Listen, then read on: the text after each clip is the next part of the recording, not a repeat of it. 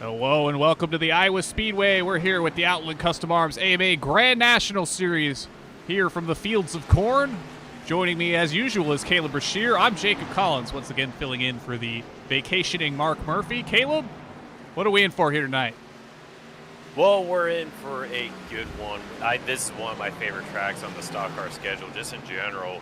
And we got 250 laps of the 0.9-mile course here at Iowa Speedway. Stages are going to be 60 and 120, and obviously another 120 laps to the end there. 5 sets of tires here. And we have a little bit of, we've raced a couple times here in the Grand National side, and it's been a tale of completely two different races. The first time we came here in 2024, well, Joey Beck ended up winning that race in a clean sweep. And that race also went caution-free. He pretty much dominated that race, but the very next year, it was pretty much the exact opposite. Battles all up and down the field. Matt Sizzler was your winner in that one last year, and he ended up beating Ryan O'Donohue just barely in a photo finish coming across the start-finish line in last year's race. So it's been a tale of two completely different stories in terms of past history here in the AMA Grand National side, but it's going to be a tale of 1 to 2 stories. It's either going to be, pretty clean single file racing, or it's going to be a barn burner, and hopefully we get to that second option there. Yeah, Iowa's kind of been one of those tracks, at least from my recollection on the stock car side of things, kind of subject to a number of slide job-esque maneuvers. I think the most iconic finish I can remember here was between Ricky Stenhouse and Carl Edwards, where Stenhouse was blowing a motor down the front stretch and Carl Edwards ran into the back of him and pushed him across the line. Certainly many great races to be had here at the Iowa Speedway. It has been recently reconfigured, so that's offered some different kinds of racing than we've seen historically, even from the venue here in the cornfields of Iowa. It is indeed, and the track, because of that, has become a lot slicker. The repave was originally, kind of done due to NASCAR originally, and it's made the pavement a lot more slicker in the corners, a lot more slicker in general, and it's been, at least in my testing, it's been pretty tricky to handle these Grand National cars. It's kind of a tight, loose situation, and it's very, very throttle sensitive, which is typically the case on most short ovals in a big bulky stock car. But it seems to be especially prevalent here at Iowa here this afternoon. Yeah, certainly would not be surprising to see cars getting loose off the corner on both ends of the speedway here. I think the big thing that got brought up this year is next year they're going to repave the whole facility proper for the coming year, so that'll be another new take on the Iowa Speedway. So it's always adapting here at Iowa, which is something these drivers are going to have to do over 250 laps here around a track that it looks a bit simpler than it is, that's for certain. Yeah, this is typically, in an IndyCar, I'd say it's actually pretty straightforward. I think Jacob will, and the rest of P1 will agree with me on that. It's actually pretty simple, but it's not very easy to race around here with this new configuration. The top line basically is not really usable at all, whereas you really only got 2 grooves to the bottom there, so it's going to be very, very tricky to race here. It's definitely you're definitely able to get passes made, and you're able to battle people, but it's very tricky to not lose the rear end of the car on exit, keep it along side by side. It can be tricky in that sort of areas, but you're able to get some good battles here, which Iowa's that's the reason I absolutely love this track in the IndyCar and the stock car side, is you're able to get some good runs around here. Yeah, we just saw Greg Evans at least look for a side-by-side action between James Hodgson through 3 and 4. I believe we're coming to at least the closing portion of practice for the time being. Drivers meeting being held in just a moment's time here, so give everybody a brief on what to expect here tonight from the driving standpoint, and we'll rejoin the field once they get ready for qualifying here. See who's got the hottest shoe in the cornfield.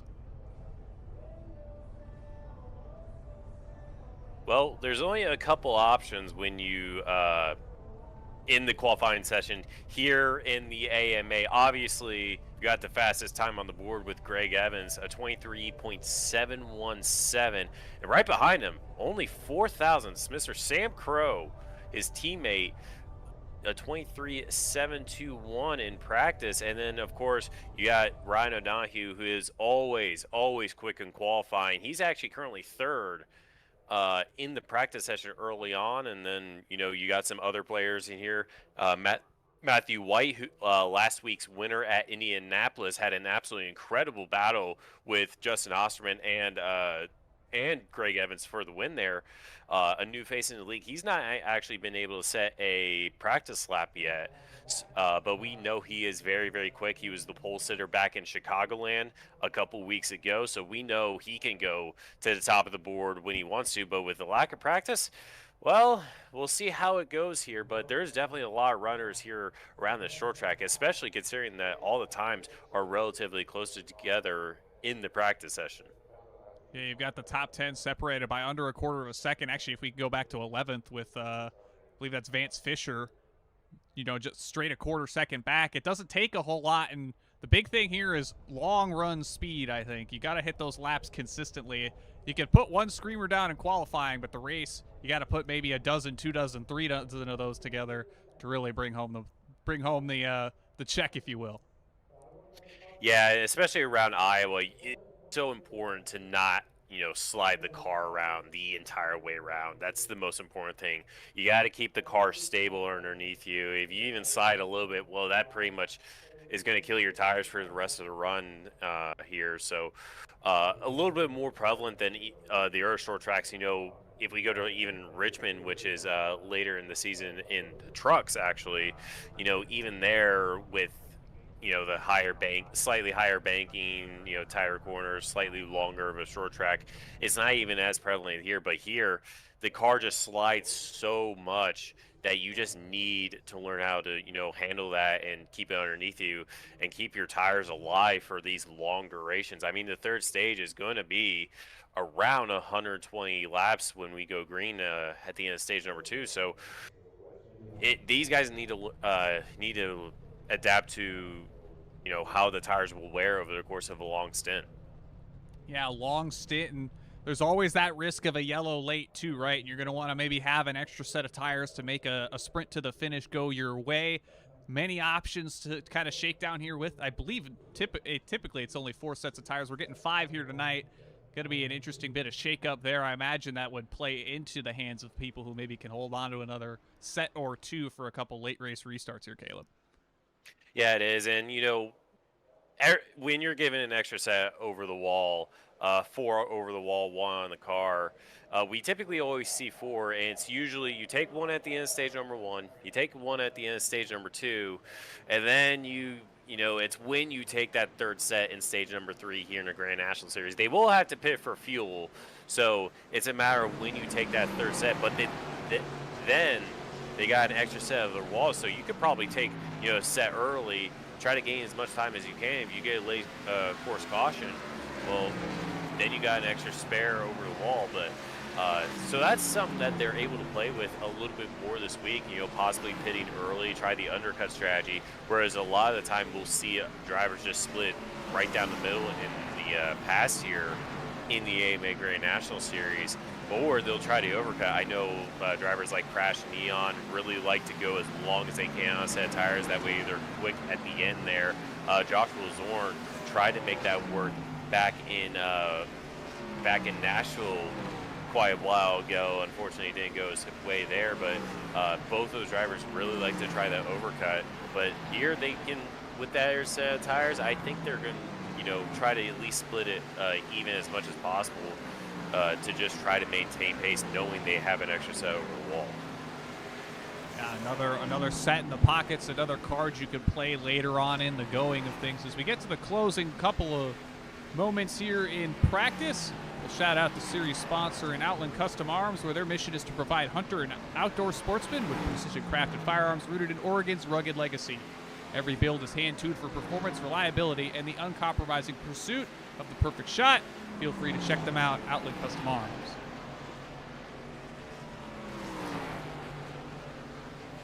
And I believe practice has come to a close, and we're going to roll into qualifying, Caleb, and we're going to have to see who can put their car at the front and give themselves a good shot to start this race on the right foot.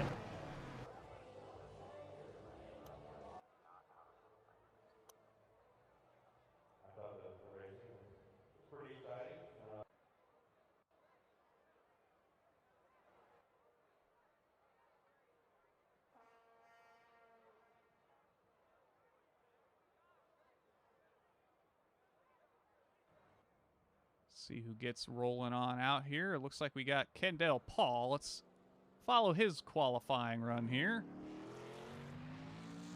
Yeah, Kendall, of course, the series admin here in the AMA here. He's had a couple good results in the season already. Won a couple times on the truck side. He won back in Darlington in the spring, the first Darlington race, and he's shown to have pace on the short courses. We'll see how he is as he starts his first flyer. I believe, Jacob, the second lap will be quicker here around Iowa, but I'm not exactly too sure. We'll see how Kendall does. Gets very, very close to that wall there on the exit of 2. But you can see, just a little bit of slide, 3-4. That's going to cost him his first lap. The second one's going to have to be the go for him. Yeah, I saw maybe something similar on the exit of turn 2. Car looked very skewed. His crashed neon provisionally jumps to the point. Crow will beat that by a couple tenths.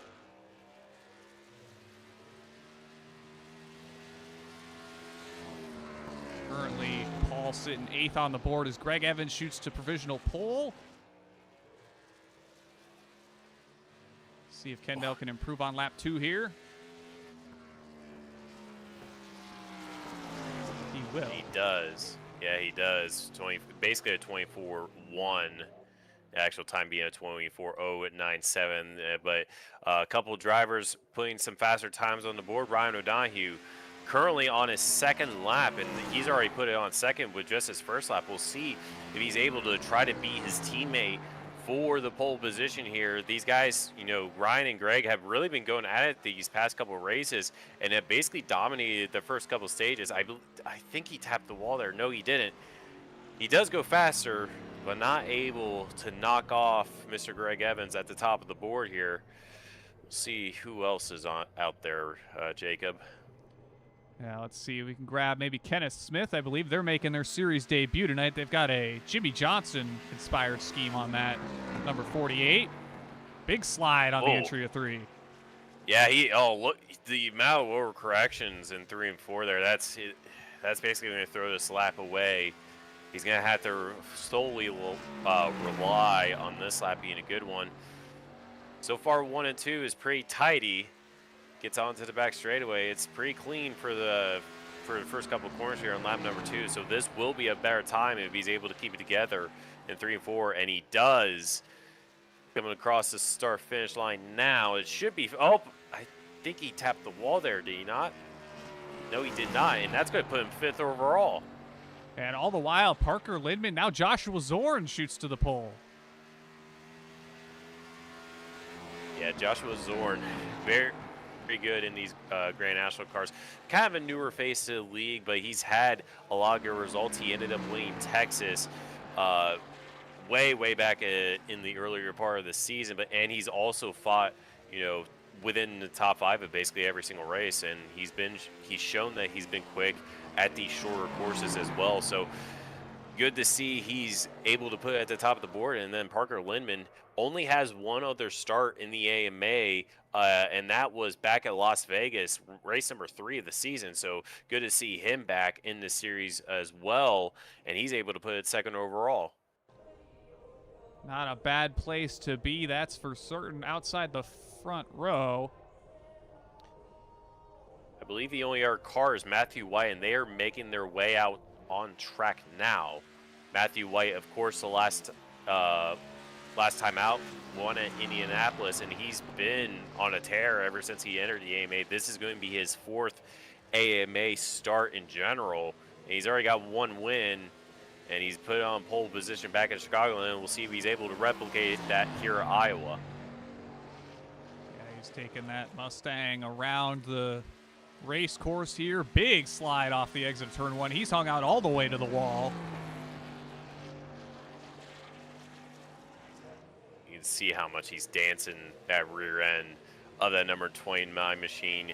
First lap this time by, that's going to be put him in 10th, but we do know the second lap is going to be quicker. Really gets down to that apex there in 1 and 2, but smacks the wall coming off turn number 2. That's going to be it for Matthew White. He's going to settle for a 10th place finish for the starting lineup. Yeah, we'll get to the starting lineup. We'll wait for cars to get to the grid so we can show off some paint schemes and sponsors here. Give people their due for making it out to the show here tonight. We'll appreciate everybody for joining us as well. So we're about to get ready to go underway for 250 laps from the Iowa Speedway in the Outland Custom Arms Grand National Series.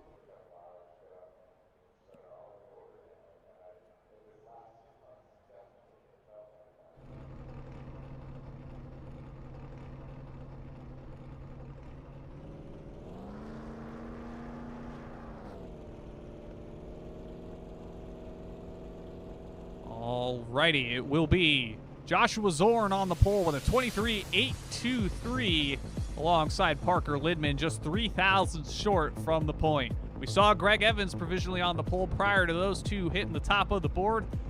The 8-time winner here will line up in 3rd. Ryan O'Donohue, known for a fast qualifying time, good enough for 4th here tonight.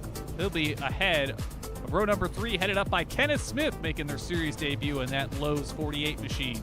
Franco Alvarez put on a stellar performance from what I recall at Bristol last time I was here, so we'll see him likely in contention here tonight. James Hodgson will line up in 7th alongside Sam Crow. Troy Carricker and Matthew White round out the top 10. Moving further down, you got Mark Padgett in the 22 machine. Vance Fisher will line up 12th in the Tabasco machine. Kendall Paul holding it down in the 13th spot with the Archway Industrial Coatings machine. Then you got Crash Neon in the 00 in 14th. Ted Craven will line up 15th alongside Say Hey Lewis Hayes in the 16th spot. You got Rick Fallis in the 10 machine, Brian Sharp in 18th, John Hutchins 19th. Andrew Gates will be 20th. And then rounding out the field, we'll have David Dunwoody in the 21 machine. Saw his big spin in qualifying here. Then you got Michael Kirk and Christopher Logan's listed on the entry list. Doesn't appear to have taken to the rolling grid here, Taylor. Yeah, he's actually currently having a lot of connection issues at the moment. Ever since qualifying ending, he's actually dropped packets twice. So he has not reconnected his session yet. And I believe he's having a lot of internet issues. So he might be a DNS here. Just have to wait and see. I believe we're going to go around one more time here as the field crosses the stripe.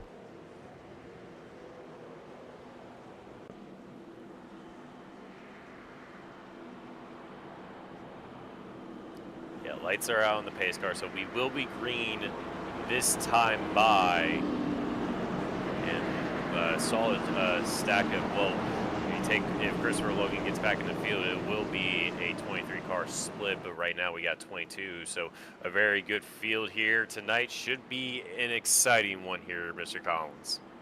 Yeah, we got the Mustang pace car leading a pair of Camaros. Seems to be the popular choice amongst the front of the field here tonight. I believe it's 8 in a row, if I'm not mistaken, for the bow ties. This will head off turn number 4. Field will get put in control of Joshua Zorn. He'll have to go in the start and or restart zone here. Green flag, green we flag. are underway from Iowa. We are, and there's a bit of a checkup on the outside line, but Joshua Zorn's going to sail out to the lead, but Parker Lindman going to try that outside line on that number 9 machine. Going to try to get right close to the wall. He might clear him going into 3, but Joshua Zorn still holding that bottom line. Greg Evans in 3rd. Ryan O'Donohue right a little bit further back from that in 4th. And then you got Kenneth Smith holding that 5th place position. Franco Alvarez 6th, and then side by side with Matthew White. He's jumped a bunch of positions already off the start. Already finds himself in 7th, and now looks to the inside of Franco Alvarez for that 6th place position. Yeah, sort of a bit of a bobble maybe from Ryan O'Donohue off turn 4 that first time. That checked Kenneth Smith up as Smith now looks low here, and Matthew White, big run off turn number 4 here. He's going to try to look high. He's going to cut low on Smith.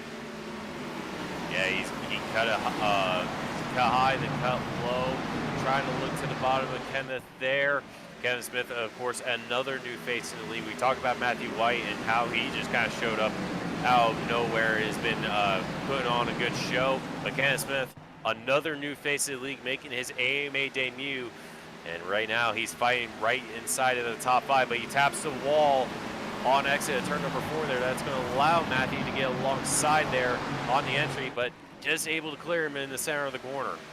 Yeah, that outside lane's proven to be good for those that are just trying to roll the extra corner speed. Big slide for Smith this time.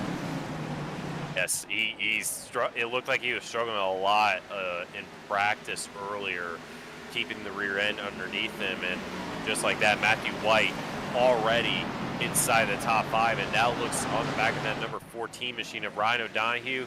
Right in front of them, Greg Evans, Parker Lindman, and Joshua Zorn holds on to that first place there. And right now it's fairly single file all the way until you get to the back of Brian Sharp, Lewis Hayes, and John Houchins back in the 14th spots here. You got a little 2x2 battle way in the back there. Right now, fairly single file at the moment as drivers are starting to get organized in the run. I imagine fighting here early is going to cost you late in this opening stage here. Going to be tough to make passes, I imagine, later on in the going if you burn your tires off early. So drivers are trying to manage not only each other, but that Goodyear rubber. Yeah, and that's one thing we know drivers like Greg Evans, who is able to save their stuff really, really early and then push late into the stand. And you know, we've seen Greg do that a number of times. We've seen his teammate Sam Crow do that a couple times earlier on in the season. He's currently in that 8th place spot in the number 8 car. Kendall Paul has done that a number of times, but Kendall's already back in the 13th spot, currently where he qualified, so he's not having too terrible of a run here, but he's going to have to make up, do a little bit of work to make up some spots here.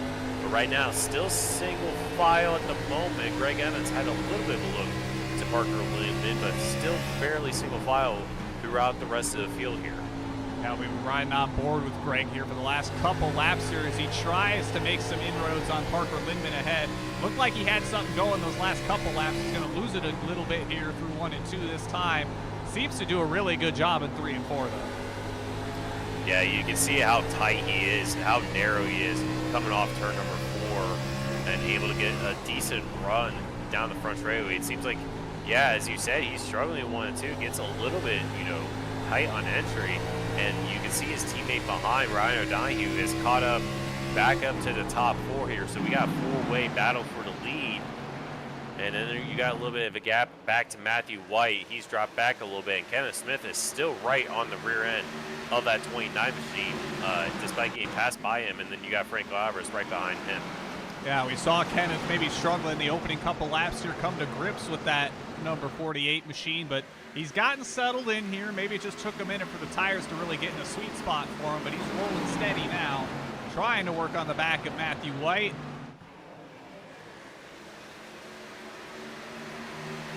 So work on the lap 12. Alvarez to the inside. Smith, I think, got stuck to the wall there, Caleb. Yeah, he did there. He smacked the wall coming off turn number 4. Doesn't appear he actually got damaged, but it just got pretty much just, halted him coming across the start-finish line, and now he's going to have to yield to that number 8 machine of the Black Magic Studios, or Black Acid machine of Sam Crow. And a little bit further back, it looks like James Hodgson has now started to catch the field a little bit. He had originally started in the 7th place spot and dropped back to 9th, and right now James Hodgson has got a mirror full of Crash Neon and Vance Fisher. Yeah, there's Hodgson in that all red machine. He's trying to make hay here, leading this train of Hodgson, or himself rather, Neon and Fisher, back in that Tabasco car. That's kind of trailing this group here. That's a tough spot to be in, being at the front of a group of cars that you know are going to be trying to hunt you tooth and nail here around a short track like Iowa. Yeah, it is. Meanwhile, back at the front of the field, Parker Lindman just went around the outside, Joshua Zorn, and now Greg Evans trying to do the same thing as they come off turn number 4. Joshua Zorn trying to defend that outside line, but it seems like the high side is now coming to grip here, Jacob. Yeah, we saw it maybe play off for some of the cars further in the field, but it looked like, at least to start, is Evans' big moment. Big wiggle. He holds on to it. Yeah, he does. That allows Ryan O'Donohue to try to poke his nose in there. Of course, O'Donohue and Greg Evans teammates, but Greg Evans able to clear Joshua Zorn. Despite that big wiggle on the back straightaway, he was able to keep the momentum up through 3 and 4. And right now, he's gonna start hunting Parker Littman for the lead here.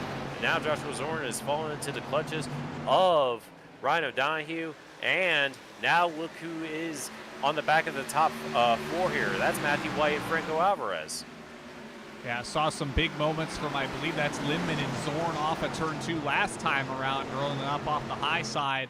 See if we get more of the same here. Looks a bit more orderly this time. They'll stay nose to tail as O'Donohue to the outside, trying to build the momentum up to make a move. Yeah, Ryan O'Donohue trying to make the outside work. He's getting really good runs on the straightaway because of it, but you know, running the outside line will wear the tires just a little bit more, but he cuts it down hard on the exit number 2. He might get a run here to try to sneak it up the inside going to the 3.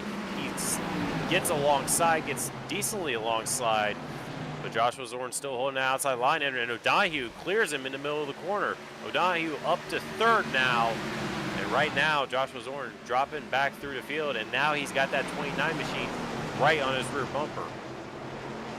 And here comes Matthew White in that 29 machine. Zorn led a couple laps here early, is starting to maybe lose the grips on that number 9 machine. We'll see if it maybe comes back to him here, but starting to fight his way into traffic, and that could present its own set of challenges, Caleb.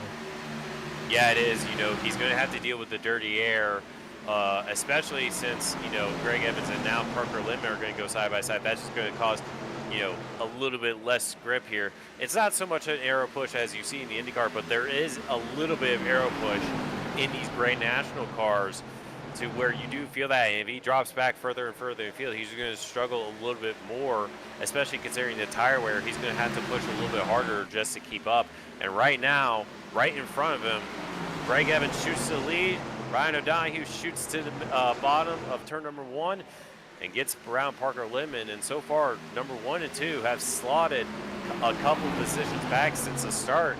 And it's what we've seen all season here in the Grand National Series. Greg Evans shoots out to the front, only 21 laps in.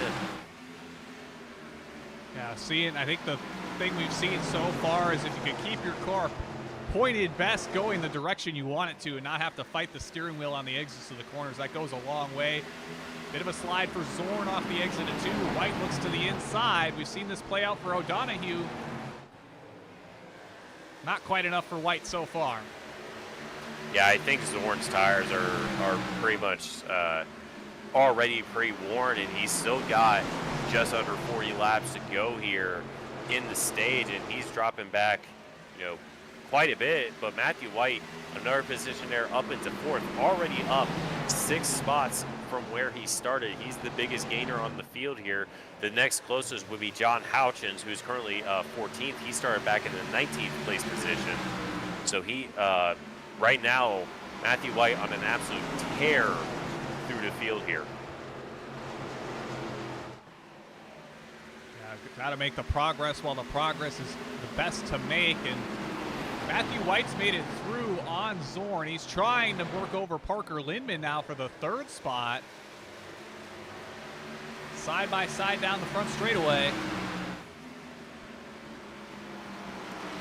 And he's trying to make that bottom line work. We've seen him, you know, we've seen it worked on Joshua Zorn. We've seen it work on a couple other drivers, but not able to get the run going down the back straightaway. Parker Littman able to clear him off the exit of the corner. And right now, Joshua Zorn trying to get a little bit back at that number 29 machine. And all this is doing, all this battling, is just allowing Ryan O'Donohue and Greg Evans to kind of walk away from Matthew White as he tries to go to the bottom again of Parker through 1 and 2. Yeah, you see they're starting to pull away. The gap between O'Donoghue and Lindman is stretching out to about half a second, a little more than that now, as White inches ahead of Lindman this time. He's the furthest ahead I think we've seen him so far. Can he make it stick through 1 and 2 here, Brashear? I think he can. You just see how much speed he's able to carry in the middle of the corner. However, not able to quite clear this time by. I thought he was going to set sail off in the distance, but on the entry of 3, finally gets the move done. Now he can set his sights on the duo of Ryan O'Donoghue and Greg Evans, who we've seen in this position many times before. Greg Evans leading it, Ryan O'Donoghue second early in stage number 1. But does Matthew White have any answers for him? Meanwhile, a little bit further back, we got a big jostle for the 7th place position, 7th all the way back to 11th there, back to Vance Fisher. Those guys are pretty much going at it. Sam Crow was able to get around Kenneth Smith, so it seems like Kenneth Smith also kind of falling off the pace just a little bit, losing a couple spots there. Kenneth, of course, kind of struggled early, maybe found a bit of a rhythm, and then started falling through the field as other drivers maybe caught up, figured out where their cars were kind of running best at. And you see a big slide for Smith off of turn number 2. He might be prey to James Hodgson here in due time. Yeah, James Hodgson tries the wide entry, cut it back hard on the exit. Able to get good runs, but not able to get alongside just yet of the Jimmy Johnson inspired livery right in front of him. But James Hodgson, he gets a little bit loose off the exit. Not able to get the greatest runs off the corners, and right now, right behind him, Crash Neon has Vance Fisher looking to the inside of him. Crash goes a little bit wide. Vance Fisher in that Tabasco Fiasco themed livery, trying to make a move work, but not able to quite stick on the exit. Now we saw Crash have a bit of a struggle on the exit of turn number 2 last time by. Looks like it's going to be a bit cleaner this time for the driver of the 00. He holds on to the final spot inside the top 10 here. So he's trying to hold off Vance Fisher through 3 and 4 now as Smith, big bobble off of turn 4. Yeah, big bobble, and James thought about it. He thought about looking to the outside there, and that allows Crash Neon to also close up on that number 48 machine. Ooh, you can see how much Smith is really struggling with the rear end of that car right now, and that's just allowing the entire pack behind them to just close up a little bit more. Seems like James Hodgson has a really good run going on to the front straightaway here. He looks to the inside going to turn number 1, but not quite able to get the move done. But he has another run coming off turn number 2. Kenneth Smith just able to hold that outside line and just keep the momentum going forward. Meanwhile, Crash Neon falls a place to the lap car Mark Padgett. Mark Padgett also had connection issues, but he's currently just trying to make up as many laps as he can. Currently 9 laps down, so he might get around these two, but won't be for position. Right now it looks to the outside of James Hodgson. That's going to interrupt the charge to try to get around Kenneth Smith just a little bit. Now if he looks to the that was close, but no harm, no foul there. Meanwhile, while we've been saying all this, Matthew White has slotted himself into the 2nd place spot. He was able to get around Ryan O'Donoghue, and right now he's only got 1 car in front of him, and that's Greg Evans.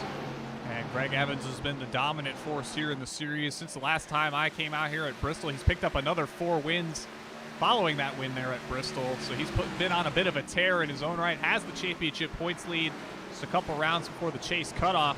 And what I'm seeing ahead here, Brashear, is we got some lap traffic coming. Yeah, we do indeed. That is Ted Craven, the Teddy Bear, and Michael Kirk, and they're kind of riding a higher line, just trying to keep the car as stable as possible. But these two, they've been good lap traffic throughout the season so far, so they will more than likely allow Greg Evans and the rest of the field to go on by pretty easily. So, but even then, that can still hold up that number 2 machine in the deuce just a little bit, and any little mistake, and Matthew White is ready to pounce. Well, further back, it's Lindman versus Zorn for the 4th spot. Zorn was looking nice and low on the inside through 3 and 4 that last time by. Wasn't able to get alongside. It looks like he might get a solid run through 1 and 2 here as Lindman goes way up on the exit. Oh, big slide for Zorn. Zorn almost hitting the wall there, trying to wrap that bottom through 3 and 4. Lindman a little bit half a lane up. And Zorn also getting really, really wide on exit. You could, even then, 40 laps in, you could see just how much these guys are struggling with the tire wear at the moment. You can see how much the car is sliding on the entry and exit of the corners, and that's really making it difficult to get the momentum up. You have to constantly overcorrect all the time. And right now they're having Ted Craven right in front of him, and that's the lap car. He actually gets into the wall there, right next to Ryan O'Donohue, but Lindman and Zorn able to go right on by, and now they set their sails off in the distance. And it looks like they gained quite a bit of time though, O'Donohue through the lap traffic there. Now O'Donohue might be starting to struggle. He's fallen a good bit away of Matthew White following White's pass on him. The gap between those two is about a second now as Lindman closes within a half on O'Donohue. Zorn's right there with him. If they can get to him, I suspect we might see a pass here before this stage comes to a close. Yeah, he's got about just shy of 20 laps to do it. Taps the wall coming off turn number 2 this time by. Right now, if you compare lap times, well, Greg Evans is actually still quicker at the moment. So maybe Greg Evans, we know how good he is at tire saving and able to just make the tires last as long as possible. But right now, last time by, they were equal lap times, but Matthew White did have to fight through the majority of everybody else, so his tires might just be a little bit more worn for wear than Greg at the moment. While we wait for this battle inside the top 5 to come from fruition, we'll hop back to Kendall Paul, who's recently made a pass on Vance Fisher for the 11th spot. It's Kenneth Smith, big slide off of turn 4. A little shout out series sponsor, Archway Industrial Coatings. They're a St. Louis-based floor coating company that has been getting the job done for years. Their epoxy and urethane flooring solutions withstand the test of time while meeting customers' installation schedules and budgets. They're committed to doing the highest quality work at the lowest possible cost every time. Check them out at Archway Industrial Coatings. They're sporting up on that Ford Mustang for Kendall Paul, and he's looking to get into the mix here for the top 10. Yeah, it's getting a little bit dicey here. You can see Kenneth Smith just really struggling on that Goodyear rubber. Crash Neon able to get around him for the 9th place spot. Now Kendall Paul, we know Kendall has been a long run type of driver. He's able to save tires better than most of them. And you can see just how he's been able to progress through the field just in the last couple of laps and able to get himself inside the top 10 now. And now Kenneth Smith has a car to the inside. Vance Fisher looks up the inside, turn number 1 and 2. Kenneth Smith is dropping like a fly right now here, Jacob. Now we'll take a look at where he started here. Now he started in the 5th place spot. He's currently running in 11th, about to be challenged by Vance Fisher off turn 4 here. May fall to 12th and before the end of the stage here. He's going to be looking to maybe try to figure something out, longer run for the next stage here. Oh, we got a car going sideways. That's Troy Carricker. Troy Carricker, but able to keep it off the racing surface. So no caution here for that number 94 machine here. Yeah, let's see if we can get another look at that. Oh, he's already sideways there. We'll hop back a bit further here. So here he comes off turn number 4, I believe. I'm not sure. I think Lewis Hayes. No, that's not Lewis Hayes. It's a 72 that's machine. John Hutchins. Yeah, Hutchins. I'm not sure if contact's made. We'll have to wait and see what we find on the tape here. So here's the runoff 4. Try to get the cameras caught further up here if we get down to the... Yeah, so here comes Houchins to the inside. Yeah, I think there might be a little bit of help there, but good job for Carricker for holding on to that thing. Yeah, there was quite a bit of help there. He got tagged on the left rear there, but thankfully, it doesn't seem like there's any damage on that number 94 machine, and he's able to continue forward. Wasn't able to catch if he went a lap down or not. He has not gone a lap down, so he's still on the lead lap, which is good. Even then, I think if he was a lap down, he'd probably get the lucky dog at the end of stage number 1 anyway. So no he got tagged there, but thankfully he's still able to continue on. Well, one car still holding on here is Franco Alvarez. Sam Crow's been putting up a heck of a fight as he sends it in deep into 3 and 4 here, trying to make an inroads on that 41 machine. See if he can get something here going, closing 10 laps to this stage here as we work on to, I believe, lap 50. Yeah, Sam Crow is actually is lapping the equivalent lap times of what the leaders are doing of his teammate Greg Evans and Matthew White. He's actually equaling their lap times. He's still able to do 25.8s, whereas the rest of the field are kind of doing 25.9s. Parker Lemon last time around able to do a 25.8 that time by. But right now, Sam Crow is one of the fastest drivers on the grid, and he is known for his long run pace. So he's able to gain a lot of spots towards the end of the stage here.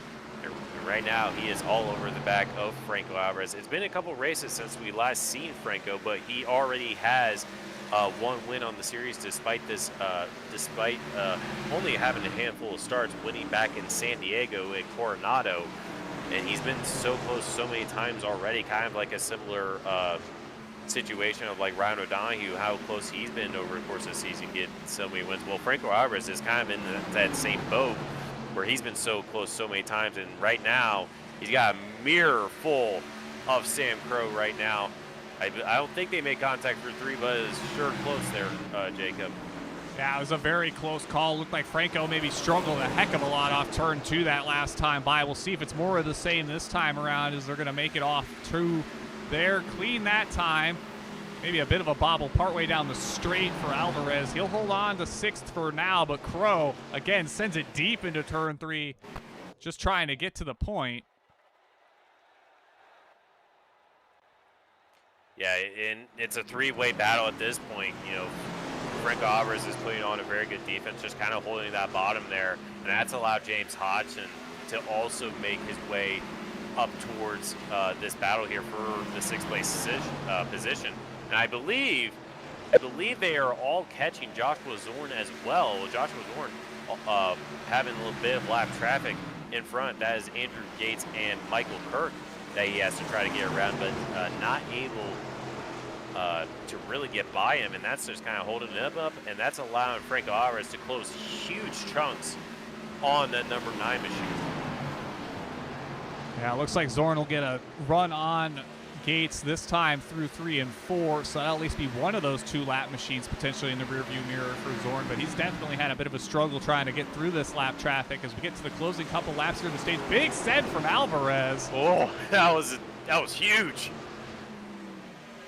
He wanted to get through that lap traffic. He thinks he can pick up another spot here, work his way into the top 5 before the closing point of the stage here. He sees that number 9 machine of Joshua Zorn up ahead, and he wants that spot.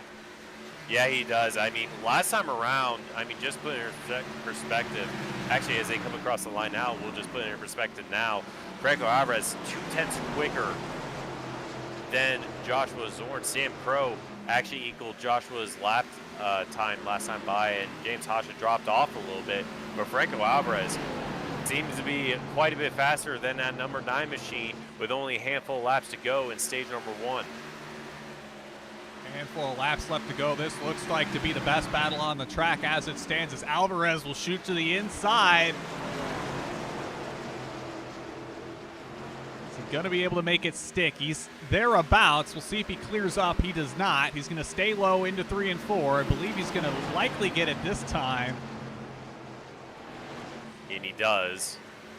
Good move from Franco Alvarez there on the back straightaway, but does the lap car have any... Is the lap car going to get in the way, and does Joshua Zorn, is he able to make a move here with only 2 to go left in the stage? We'll just have to wait and see here. You got Michael Kirk in front of these collective of automobiles as Alvarez will shoot to the inside. He doesn't want to leave it up to chance.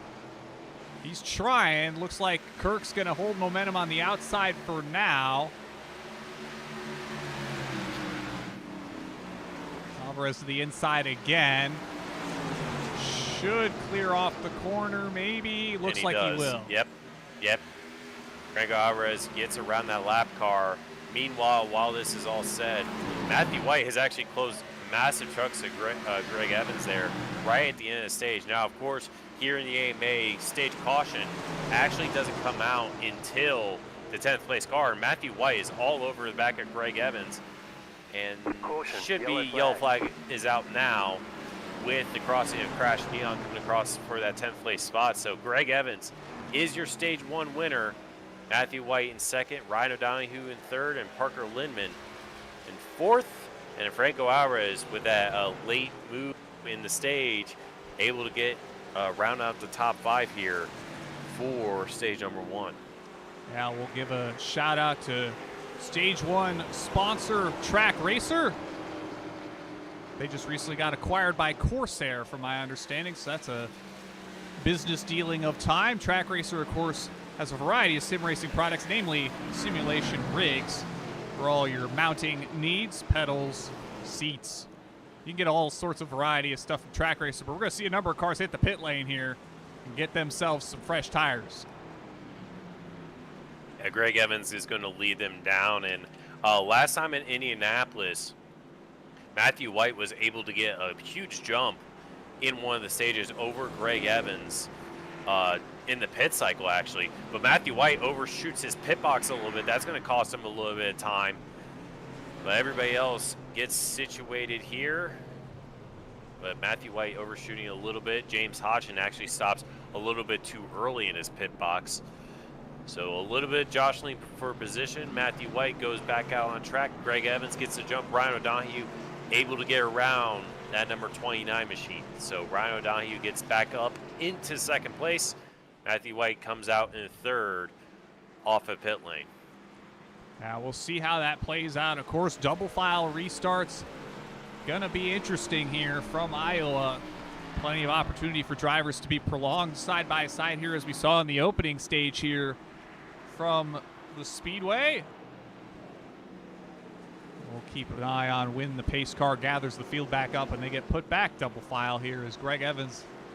I believe there's going to be a couple cars that get the wave around here. That's going to be Mark Paget and I believe Ted Craven. So Ted will get one of his 2 or 3 laps back. Yeah, the Teddy Bear is already pitted. He pitted earlier in the stage, so he's 3 laps out because of that. Had some damage just with some wall contact. So he will get one of his laps back here, but he's going to need a few more cautions to try to get some lucky dogs and try to get back on the lead lap. So while we're waiting for wave arounds and the like, we'll also give a shout out back to series sponsor Outland Custom Arms, where their mission is to provide hunters and outdoor sportsmen with precision crafted firearms rooted in Oregon's rugged legacy. Every build is hand-tuned for performance, reliability, and the uncompromising pursuit of the perfect shot. Check them out at Outland Custom Arms.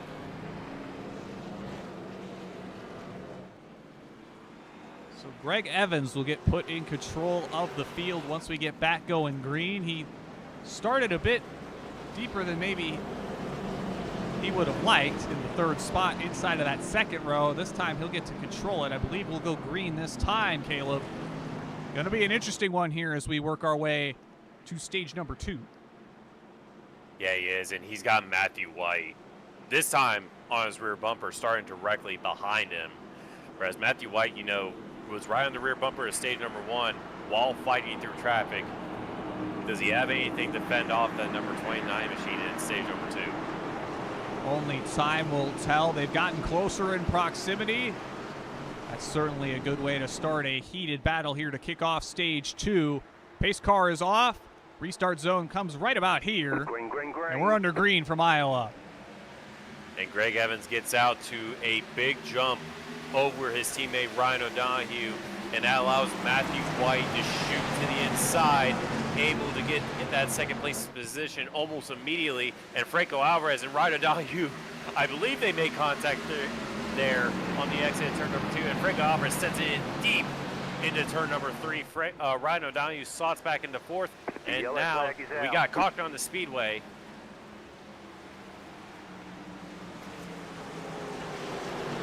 Not able to make out Vance Fisher, maybe? Yes, it was. I believe it was Vance Fisher. Ooh, that's already in the wall for Fisher. Let's see if we can go back a little further for that one. So here they come off turn number 2. We got Fisher on the outside of, I believe that's going to be James Hodgson in that red Ford Mustang on the inside. Fisher might have made contact with the wall on the exit of 2. They'll come into 3.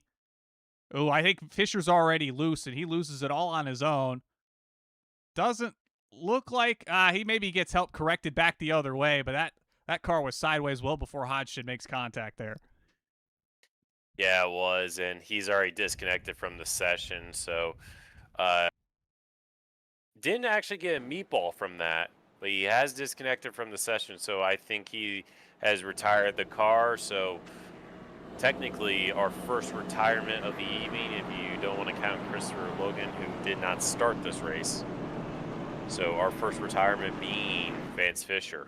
Did look like a good amount of engine smoke maybe was coming out of that machine, so even if it wasn't mechanically or forcibly stop worthy, it might have been stopped enough to where he knew he wasn't going to be able to continue with relative ease. So tough break for the 73 machine. That Tabasco scheme's a fun one to look at for certain.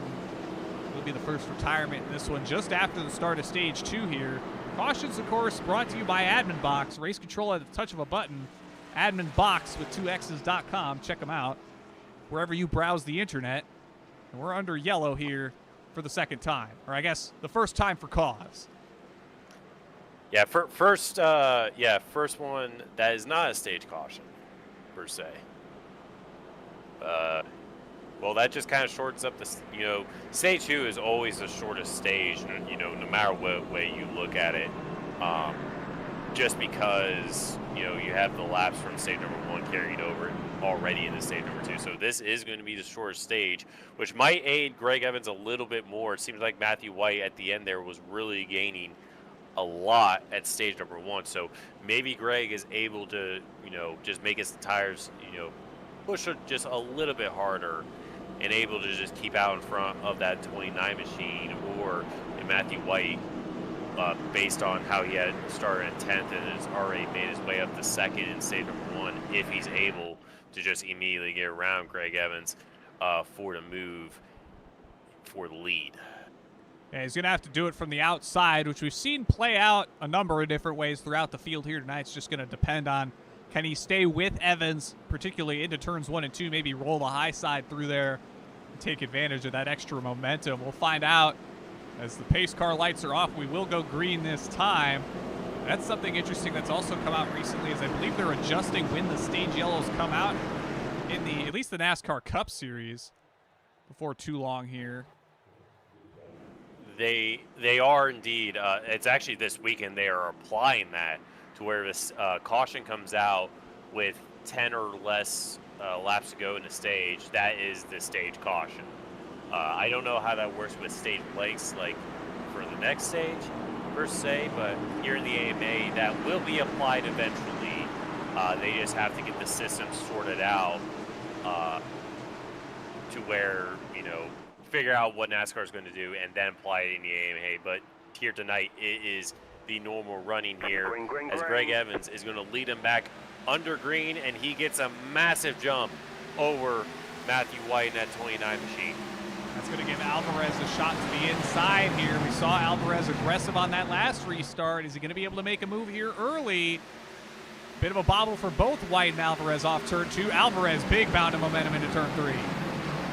Yeah, he slid it on the entry of turn number 3, and now Matthew White to the outside. Greg Evans immediately goes around him. So does Franco Alvarez. I believe Greg Evans has already committed to the tire save mode, but he doesn't really get too far back because that 29 machine he knows is quick over a long run. So, but right now he's got his mirror full of Ryan O'Donoghue, his teammate, and a little bit further back we got a bit of jostling for position between Troy Carricker. He's made up quite a few number of spots here in the running. Joshua Zorn right behind him. Kendall Paul, he's made up quite a few spots. He's got Say Lewis Hayes to his outside. Lewis Hayes has kind of been in the back for the majority of the day already. Right now, just inside the top 10 here. Yeah, we saw Carricker go for that extended slide through turns 1 and 2 partway through stage 1. He's rebounded and is inside the top 10 handedly now, running along in 7th ahead of Zorn, Hayes, and Paul. They're all jockeying for position. Here comes Kenneth Smith. We saw Kenneth fall through the field in the first stage. We'll see if he maybe can make some inroads here in stage 2, working his way back forward. We will indeed. Meanwhile, back at the front, Franco Alvarez had a look to the inside of Matthew White. He's still trying to look up the inside, not able to make the move quite work. This time he's going to try the outside, but meanwhile, Ryan O'Donoghue trying to look up the inside of his teammate in the deuce, but also not able to make it work. But you can see just for the lead how aggressive Franco Alvarez is, just trying to get alongside Matthew White. He's got a good run through the corner, looks up the inside going into turn number 1. Yeah, big lunge for Alvarez in the 1 and 2 here. They'll be side by side on the exit. Alvarez holds it for now, but White will have the momentum on the high side. Here they come into 3. Big send for Alvarez. Is he going to try to clear up? Yes, he does. Able to clear him before they even get to the center of the corner, but Matthew White tries the cutback on him. They're going to go side by side. This time in the positions reversed. Franco Alvarez trying to make that outside work. Now Matthew White trying to hold the bottom. But right now I believe Franco Alvarez has that position at the moment. Well, maybe not. Matthew White back to the inside going through turn number 3 and 4. They'll be side by side on the exit of 4. They'll be likely side by side across the stripe as Alvarez bobbles off of 4. You could maybe stick 2 sheets of paper between them before they get to the corner here. They'll spread out away from each other just a little bit here, but they're going to be fighting side by side down the back straightaway. Yeah, both have 1 win this season already. As we said, Franco Alvarez winning in San Diego, a road course, the newest road course on iRacing, and Matthew White, your most recent winner here in the AMA at Indianapolis at the Brickyard. And these guys are really, really going at it here at Iowa. Yeah, we talk about how in a lot of situations. Oh, that was close. Yeah, close call for Alvarez as he gets loose off the high side. He's fighting that 41 machine for as much as he possibly can, running the high side here from Iowa. But one thing we kind of talk about all the time with oval racing is a lot of guys that have that road course prowess can translate to these short tracks rather well, because they drive, or at least the conditions feel rather similar with the way that you got to tackle constantly being in corners around these tight bull rings. Yeah, it is, but Franco Alvarez getting a little bit into the non-grippy section, that lighter section of the track, not as grippy. He dipped his right side tires there on the entry. That cost him a little bit. God, how many laps have these guys been side by side for, Jacob? It seems like it's been like at least 20 laps at this point.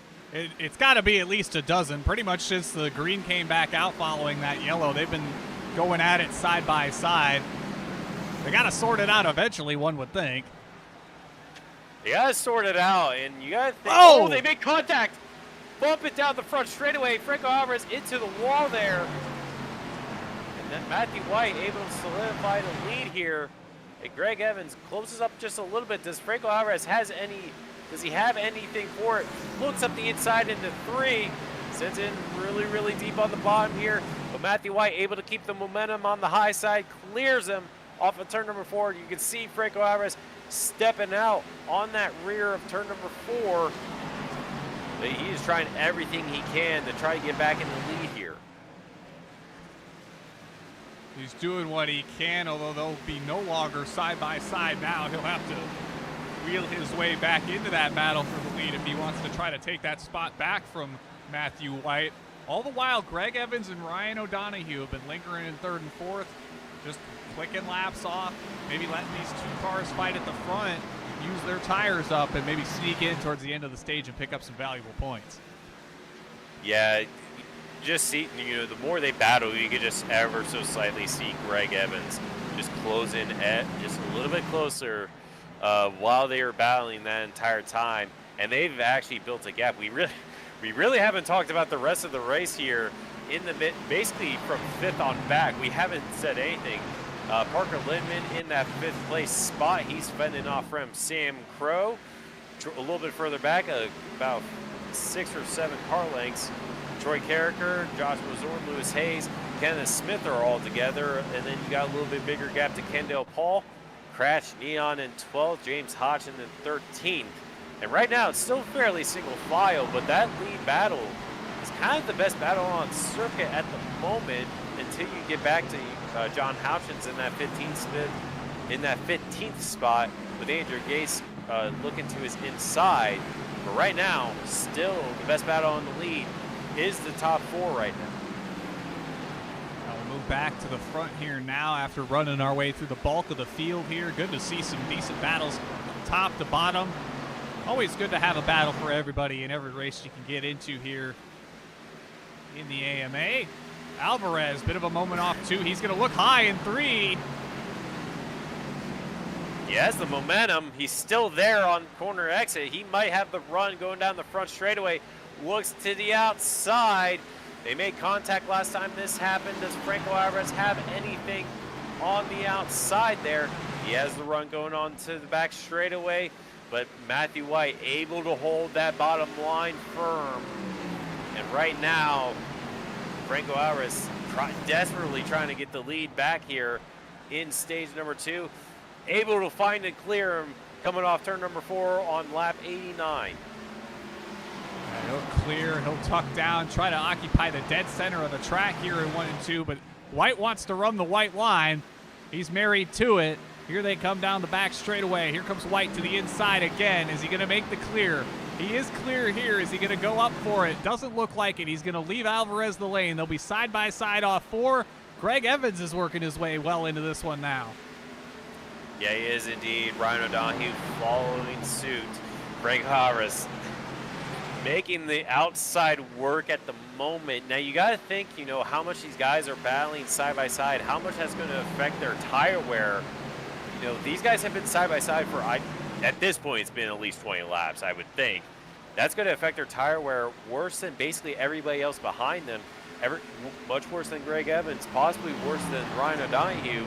And later into the run, you know, that's really going to go against them. But Franco Alvarez making the outside work, has the run going into turn number 3, but Matthew White shoots it back on the bottom in the middle of 3 and 4.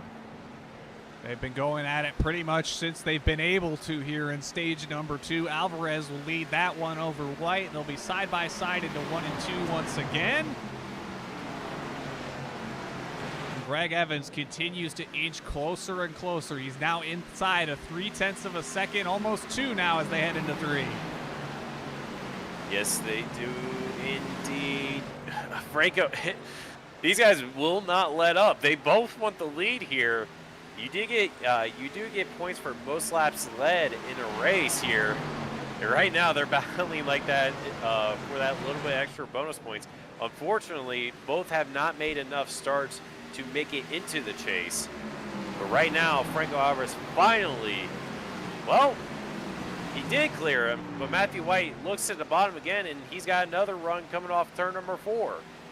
Now the fun part will be that it's not just 2 cars tangoing anymore. They got about 4 here ready to jostle for the positions here at the front of the field. It's been Alvarez versus White since the stage began, but I think Evans and O'Donohue are going to be looking to have their names at the front here before too long.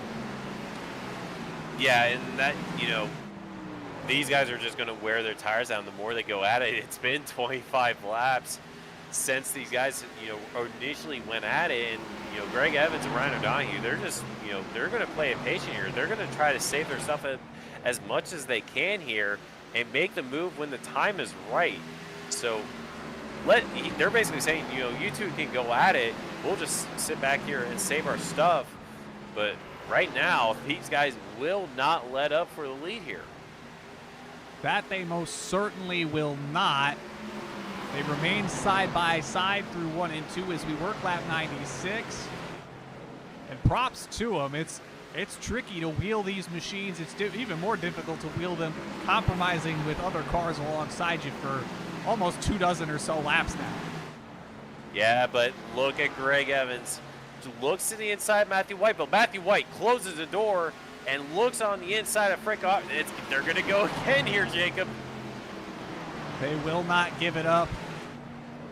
They know, oh, maybe slight contact off the exit of 2 there. They might make another tap there as they head down the center of the back straightaway there.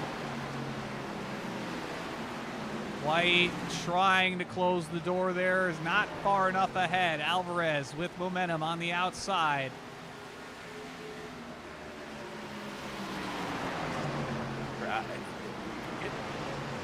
Like this is intense. Like just all all set and purposes. And Franco Alvarez hard into the wall there, off of turn number 2.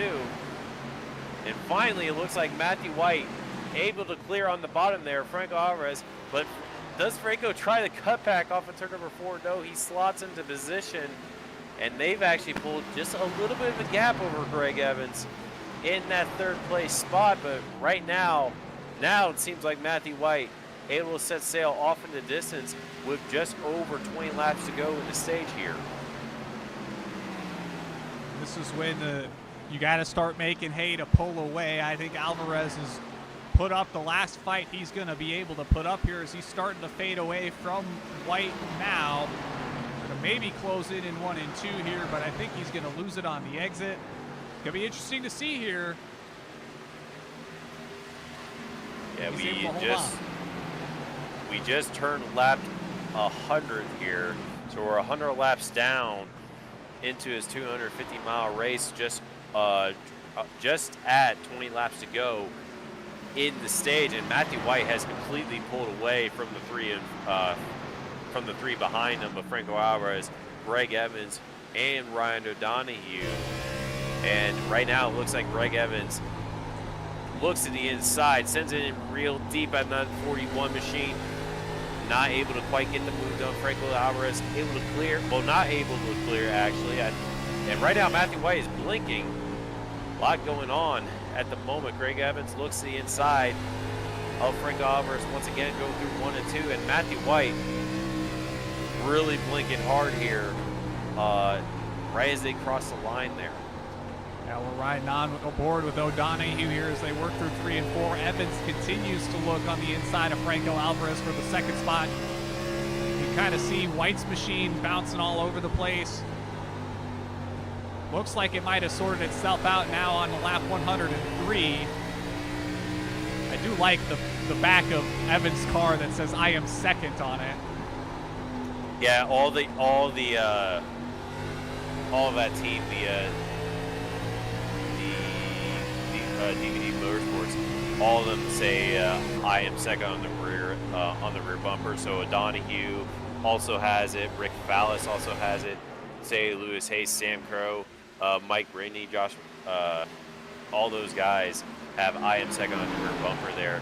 But Greg Evans really setting on Alvarez. Alvarez putting on an incredible defense over the deuce here, and that number 14 machine of Ryan O'Donoghue. But Greg Evans sends it deep, really deep into turn 1, is able to clear that 41 machine. But does the 41 have the cutback ready? Not quite able to do it. And Greg Evans slots himself into that 2nd place spot. Does he have anything to try to get back up to Matthew White for the lead here? Only time will tell. Might have been a bit of bumping on the exit of 4 that last time by between Alvarez and Evans, but Evans ultimately comes up out the better of that one. It'll be interesting to see if Evans has anything to reel in White now. If we look further back, you can see Parker Lindman ahead of Sam Crow. That's kind of the next closest battle behind these two. Then you've got Joshua Zorn on the outside of Troy Carricker. And shout out to Troy. You know, we saw that slide from him earlier. He's working his way inside the top 10 to run along in 7th this whole stage so far. Now he's trying to fight for that, falling back to 8th now, but fighting hard inside the top 10 following that slide is no easy feat. It is, and he was originally, kind of a little bit further back, just around the midway of stage number 1, and right now fighting just inside the top 10, a really impressive feat here. Joshua Zorn has kind of pulled away just a little bit, was actually 0.3 faster last time around than Troy Carricker.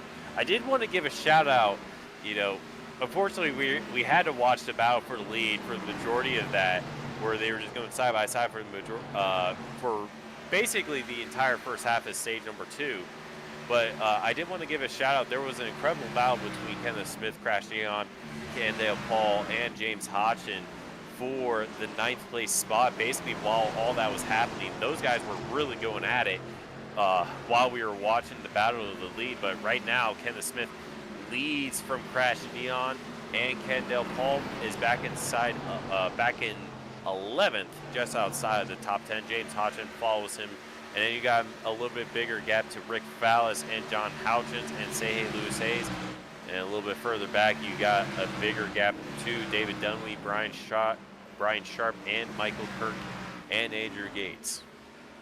Yeah, 18 cars still on the lead lap. We got 2 more circulating, and Michael Kirk 1 down and Ted Craven 4 down.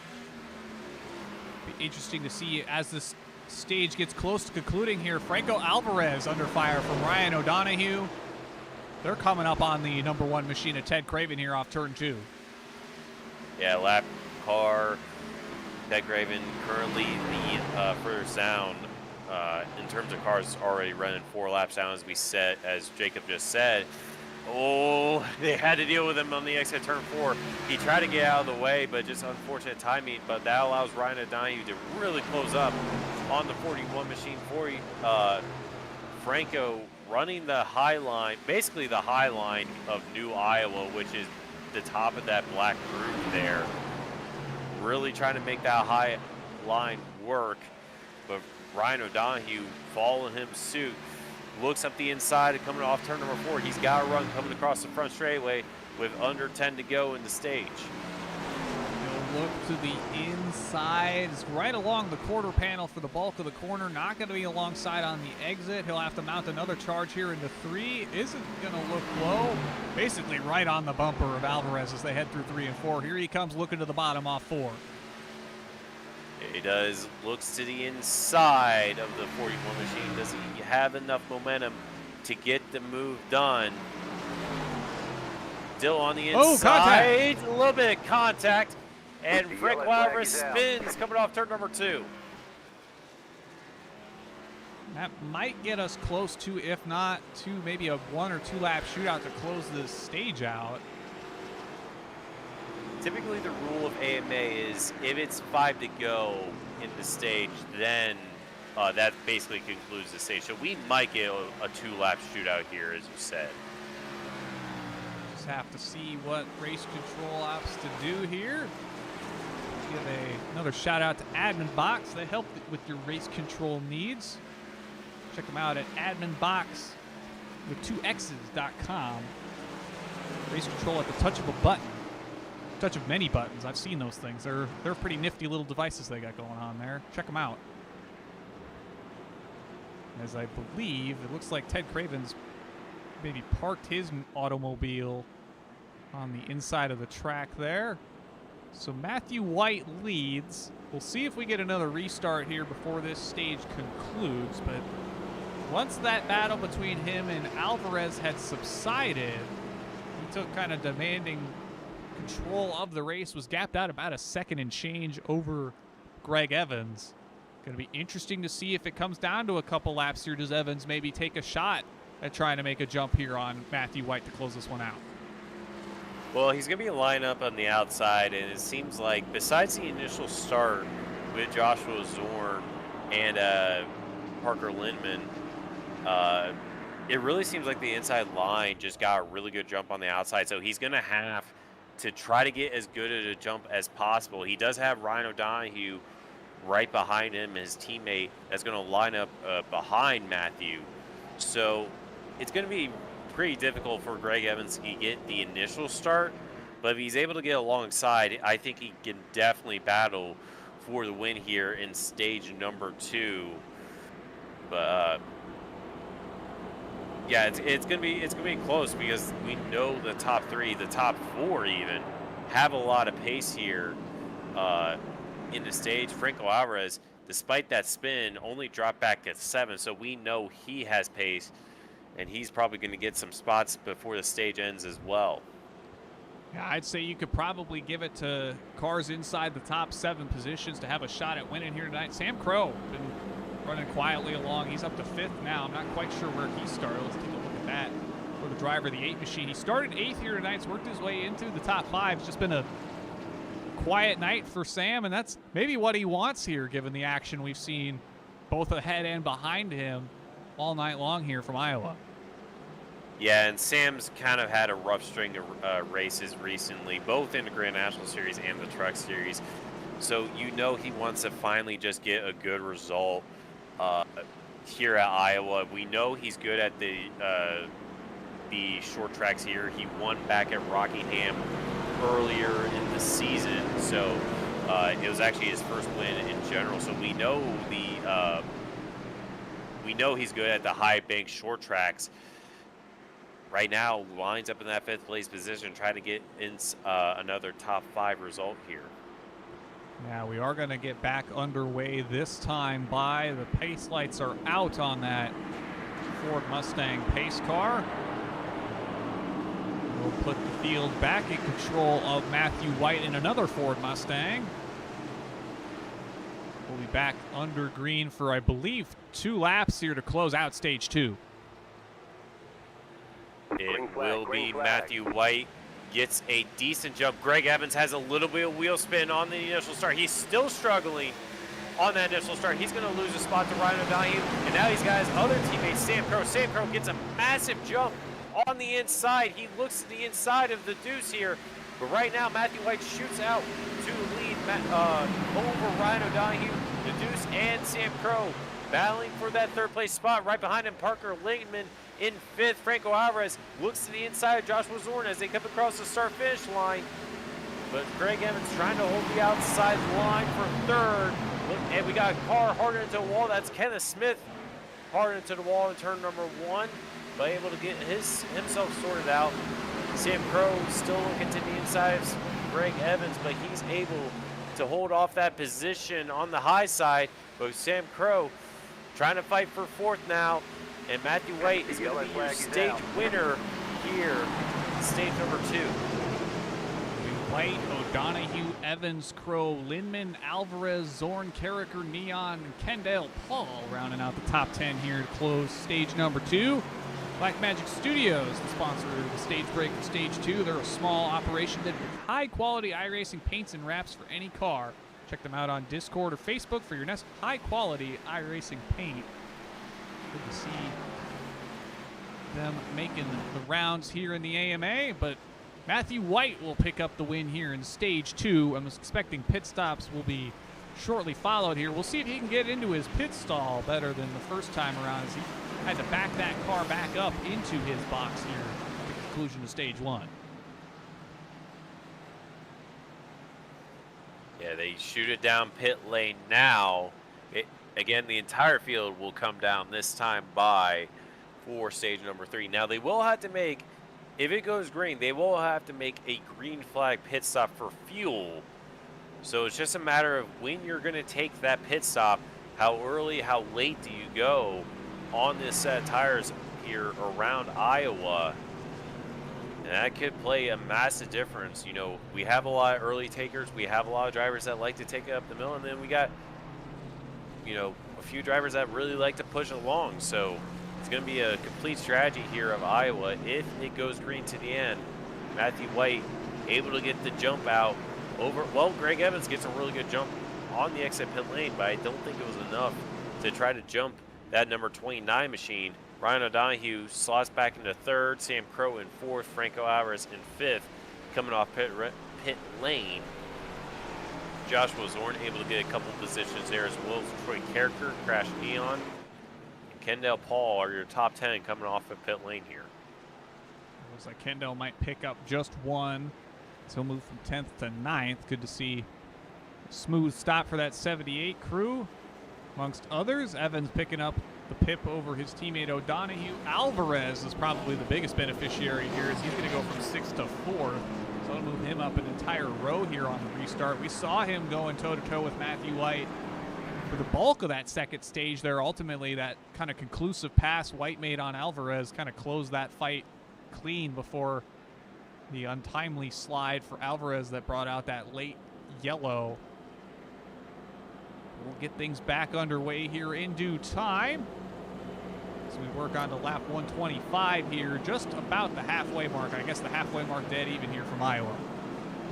Yeah, it is. Another thing from the round of pit stop is that Parker Lindman got a speeding penalty during that pit cycle, so he's going to have an EOL. He's going to have to fight through the field here from the back of the pack. We have seen that at short tracks. We've seen, the likes of David Dunley. We've seen Greg Evans do it a couple times. We've seen, I think, Ryan O'Donohue, he's also done it at short tracks as well. It is definitely possible, especially here in Iowa, if you have the momentum. We saw Matthew White do it, started from 10th in stage number 1, able to get back up into 2nd. But Parker Lindman, with the speed penalty, he's going to have quite a bit of work to do in stage number 3. Yeah, always tough to have to dig yourself out of a hole, especially at a track like Iowa where passing is normally at a bit of a premium here. We'll see if Lindman can work his way back inside the top 10 where he's kind of been running all night long. Field will get put in control here of Matthew White. Pace car will pull off in due time here. I believe it's going to do so right about here. Field in control of Matthew White. They'll head into the restart zone right here. Green flag in the air. We're back underway from Iowa. Yeah, Matthew White shoots out to the lead. Greg Evans gets a better start than that late stage restart in stage number 2. Slots himself into 2nd immediately, and Franco Alvarez looks like he's going to try to follow him on the outside. Ryan O'Donohue, he smacks the wall a little bit. Top 4. Able to single file. Franco Alvarez gets really, really loose in turn number 3. Able to keep it forward though, but he loses a ton of time there and slots back basically just inside the top 10 here at the beginning of stage number 3 here. That allows Sam Crow, Joshua Zorn to slot themselves just inside the top 5 here. We'll see if Alvarez can fight his way back on through. He fell to 9th there. He's going to be looking on Troy Carricker for the 8th spot into 3 and 4 here. Kind of the second long slide that Alvarez has been on in the last dozen or so laps here. We saw that one late in stage 2. Evans will go purple with the fastest lap of the race, 24.059 for the driver of the Deuce. See if he can work his way through the field. We got Kendall Paul in this mix here just behind Alvarez now, trying to hold off Troy Carricker from 8th. We got a caution turn number 3. Andrew Gates. 13. Yeah, the 13 of Andrew Gates. See if we can get a good look at that one for the 13 machine. So here they come off turn 2. That's going to be Hodgson right behind him. Gates has maybe a bit of a slide on the exit there. Ooh. Hodgson maybe bobbles off the corner as well as they head into 3, and then 13 machine gets spun around. I don't think he makes contact with a wall. Although that thing's smoking a good bit. Believe he's got the meatball flag, so that's going to be night done for Andrew Gates. I think he had just, after stage 1, had made it back onto the lead lap and was fighting kind of around that 15th spot, and unfortunately going to be, actually he might have been inside the top 10 with how high up Hodgson's been running, so that's a tough break for Gates. Yeah, it was just a really unfortunate incident there. Especially a good running from Andrew Gates, running inside basically the top 15 here for the majority of the race. He was 1 lap down earlier, but just really unfortunate to see that incident happen. However, that's gonna, let the tires cool, let everybody, get resettled here, and we'll get another restart early in stage number 3. Does Greg Evans or Ryan O'Donohue have anything for the new guy in town? See what happens on the restart, but right now they're, it's been a fairly, straightforward, clean race, a very good race, and we just got 2 back-to-back cautions here, basically at the end of stage number 2 and early on in stage number 3. So hopefully we're able to get another good green flag run here. For the rest of the stage here. Yeah, we'll hopefully get another good, long, clean run in here. We'll take this time to shout out series sponsor Archway Industrial Coatings. They're a St. Louis-based floor coating company that's been getting the job done for years. Their epoxy and urethane flooring solutions withstand the test of time while meeting customers' installation schedules and budgets. They're committed to doing the highest quality work at the lowest possible cost every time. Check them out at Archway Industrial Coatings. They're also on the number 78 machine of Mr. Kendall Paul, who's worked his way inside the top 10 once again. He's alongside the admin box machine of David Dunwoody. They're sponsoring the caution periods here in the AMA. Race control at the touch of a button. Admin box with 2x's.com. wherever you browse the internet. Look at that. I got 2 sponsors in one go there, Bashir. It's convenient that they're, you know, the cars on track that are sponsored by them are also right beside each other. That's, and we really, you know, we really haven't talked about that number 28 machine. He's just inside the top 10 here, and you know, he's kind of been, you know, a little bit further back in the field, but right now, him and that number 25 machine, or Brian Sharp, are just inside of the top 10. They were able to get massive jumps over the rest of the field here, and we really haven't talked about these two in the majority of the night, so good to see them just inside the top 10 here at the beginning of stage number 3. Yeah, Dunwoody coming outside the top 20, started 21st. Sharp up from 18th to 10. They're working their way through the field. We got to get back to the front of the field here as the pace car is going to dismiss itself once again. Field will get put in control of Matthew White. O'Donohue gets back in line here. They'll get to the restart zone, back under green. Big launch for White. Evans gets a good one as well. Is he going to be able to clear O'Donohue before turn 1? I don't think he will, but O'Donohue allows him to have the space, and Greg Evans immediately slots in that second place spot. Ryan O'Donohue slots him to 3rd. Sam Crow in 4th. Joshua Zorn, he shoots it to the inside. Crash Neon right behind Sam Crow on that high side there. Franco Alvarez having a big incident earlier a little bit ago. Right now finds himself to the inside of that 00 machine, going through 1 and 2, and able, oh, he just cleared him, but I think he's going to give him the space. Now he finally takes it, and he's going to try to follow Sam Crow on the high side around the number 9 machine. Side by side off for Alvarez. Big charge on the exit of turn number 4. He's going to take that spot from Joshua Zorn into turn 1. He'll be looking to hunt down Sam Crow to work his way back into the top 4, and that's where we've seen him for the bulk of the night, fighting up at the front. A little bit further back, I do want to draw attention to the battle that is happening right behind him. Well, we got 2 separate battles. That is Brian Sharp. Parker Lemon, he's already made quite a few spots up since the beginning of the stage. Rick Fallis right behind him.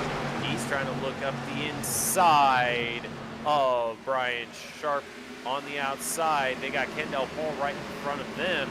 Parker Lemon trying to pull on a comeback here after getting the black flag for speeding the pits in at the stage caution. And a little bit further back, you got Say Hey Lewis Hayes, Kenneth Smith. He's been he's kind of fallen back a little bit in the field, kind of struggling with the tires a little bit. He's also trying to perform a comeback here in stage number 3, but right now he has to get around that 43 machine and Say Hey Lewis Hayes. Yeah, they got a number of battles going on in and around the tail end of the top 10 here, all the way back to Lewis Hayes. And Kenneth Smith down to 13th and 14th. Give a shout out to CT Gamer in chat. He's spotting the 25 and the 28. Apparently we're not invited to his birthday party, but he's giving us some love up there from the spotter stand. We'll thank him for joining us here tonight. So we watch Smith look to the high side on Lewis Hayes. Again, Smith trying it. Now he tries the inside, going through turn number 1. Able to clear it before they even get to the corner, but Say Hey Lewis Hayes, well, I thought he was going to try to perform the cutback, but not able to get to keep up the momentum through the center of the corner. So Kenneth Smith slots himself into that 13th spot, and right in front of him, Parker Lemon has kind of, you know, stagnated here in 11th, trying to get around Brian Sharp. They're all kind of stacked up behind Kendall Paul running along in that 9th place spot. You got Brian Sharp behind him. Franco Alvarez has cleared Sam Crow for the 4th spot, so he'll be looking to hunt down Ryan O'Donohue. You see Sharp way up on the high side here through 3 and 4. Lindman, good run as Sharp's going to tag the wall. Fallis pulls away from behind him, so no incident there, but Sharp's going to lose a good bit of momentum. That's going to put him in the hands of Kenneth Smith. Fallis almost gets in the back of Lindman through 1 and 2. Yes, they do indeed, but I do want to draw your attention because we were 2 by 2 for just inside the top 5 here. Greg Evans and Ryan O'Donohue were going at it, but right now that allows Franco Alvarez to look to the outside of the 14 here. He clears him on the entry, cuts it down hard, and he slots himself. He's able to perform a couple of moves here early in stage number 3. And right now, he looks on the back of the deuce of Greg Evans for that second place spot. Now we saw Alvarez fight tooth and nail with Matthew White throughout stage 2 for the lead here. He's going to look, maybe take a peek to the inside here, Greg Evans. Evans is going to hold it off. Alvarez trying his darndest to try to get back into that lead spot. You see a big slide off of turn 2 for Alvarez. Yeah, big slide indeed. Tires, are getting a little bit more worn. We're about 20 laps in, but probably about 15 laps running, green flag running, I should say, on these tires. So they are starting to wear just a little bit. And Greg Evans, we know how good he is at saving tires. We also know how good Matthew White is. And Franco Alvarez is trying to push as hard as he can to try to keep up, but also try to pull away from that 14 and the number 8 that's right behind him. We know how good those guys are over a long run. So that 41 machine, he might try a little bit of a different strategy and try to, undercut, try to push as hard as he can now, try an undercut, and try to get as much time as he can on a fresher set of tires later in stage number 3. Somebody who's kind of learned a lot throughout this race, Shirley, is one Crash Neon. Started 14th, worked his way up to 7th. He's kind of at the trail of this lead group of cars here behind Joshua Zorn. That double zero machine's looking very tropical here in the cornfields. Maybe trying to dial in some tropical vibes in the mundane Midwest, if you will. Yeah, kind of. Crash Neon, he always rocks a different livery every single week here at the AMA. I think my favorite one was the Gravedigger, the monster truck Gravedigger themed one. That one was a really cool livery. I forget which race he ran it, but that was a really good one. But I do also want to point out, away from that, James Hodgson has been disconnected from the session due to connection issues. He was actually sent to the pit lane. Right now, he has dropped out of the session, so he had a good run just inside of the top 10 here for the majority of the night. Unfortunately, it's going to be a retirement for the 88 machine, but really unfortunate he was running inside of the top 10 here, and he's fighting for a chase position in the championship. So right now, this is really not helping him try to get inside of the chase here. All the while, we've got kind of the battle for 8th on back still brewing as Kendall Paul leads the train of himself, Lindman, Dunwoody, Rick Fallis, and Kenneth Smith a bit further on back. See Fallis in that purple and white machine. Kind of reminded me of an old Country Time Lemonade car from goodness knows how long ago for that one, but a really long time, basically. Well, he's kind of. Go ahead. We're talking birth age. We're talking birth age. Well, if we take how long it if goes. we take a closer look at that number 10 machine for Fallis, it's got the old school numbering on the hood where it tells you the displacement of the engine, kind of striped down the side of it. I'm not sure what he's got number-wise on that machine because it's moving too fast, but slick looking ride. 396. Yeah. So 396 cubic inch, it says on the hood there. So right now he's trying to make that thing work. I think they're LS6s here in the Grand National Series. I don't know what that is in cubic inches, but right now he's trying to put that 396, we'll call it 396, to work on David Dunwoody. Meanwhile, just in front of them, Parker Lindman has got a really good run on Kendall Paul. And right when I say that, Rick Fallis shoots to the inside, David Dunwoody. I believe David made contact with the wall there on the front straightaway. So that 10 machine able to slot himself just inside of the top 10 here on lap 152. Putting the 10 machine 10th wouldn't be a bad night for Rick Fallis. He's probably going to be looking for more here. He's going to be watching it with a keen eye on that battle between Kendall Paul and Parker Lindman just ahead here. As Lindman looks to the inside, Kendall's going to give him the lane. Caution, yellow flag. Yellow flag is out. Yellow flag is out.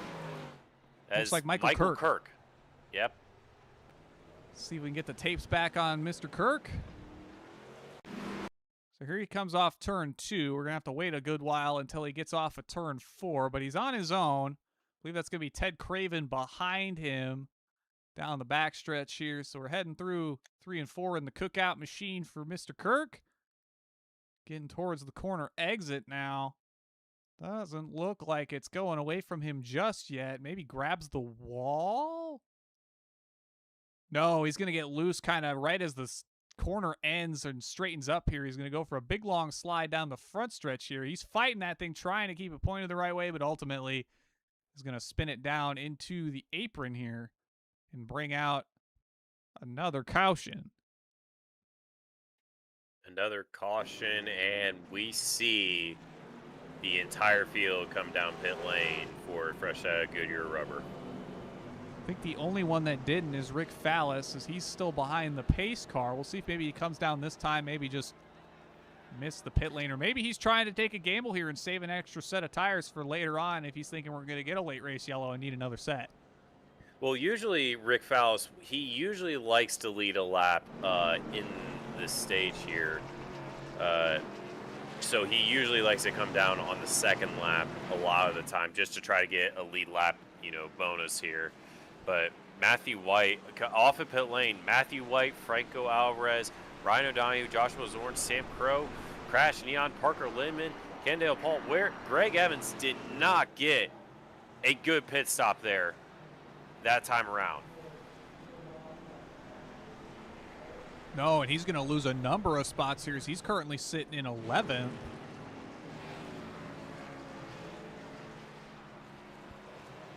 Looks like the bulk of that time came in the pit box, 21.3 seconds in the box.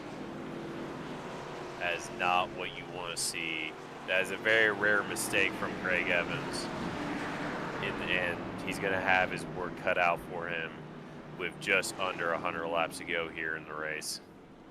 What this does set up, however, is another opportunity to watch Alvarez versus White, as they'll be 1-2 off the restart here. They'll be followed up by O'Donoghue and Zorn. Then you got Sam Crow, Crash Neon. Parker Lindman's back in the top 10 with Kendall Paul. David Dunwoody and Greg Evans will occupy the last of the top 10 spots as Rick Fallis will hit the pit lane now, having led his lap. He'll restart 17th. Last car in the lead lap. We got 18 still moving. Ted Craven currently 3 down.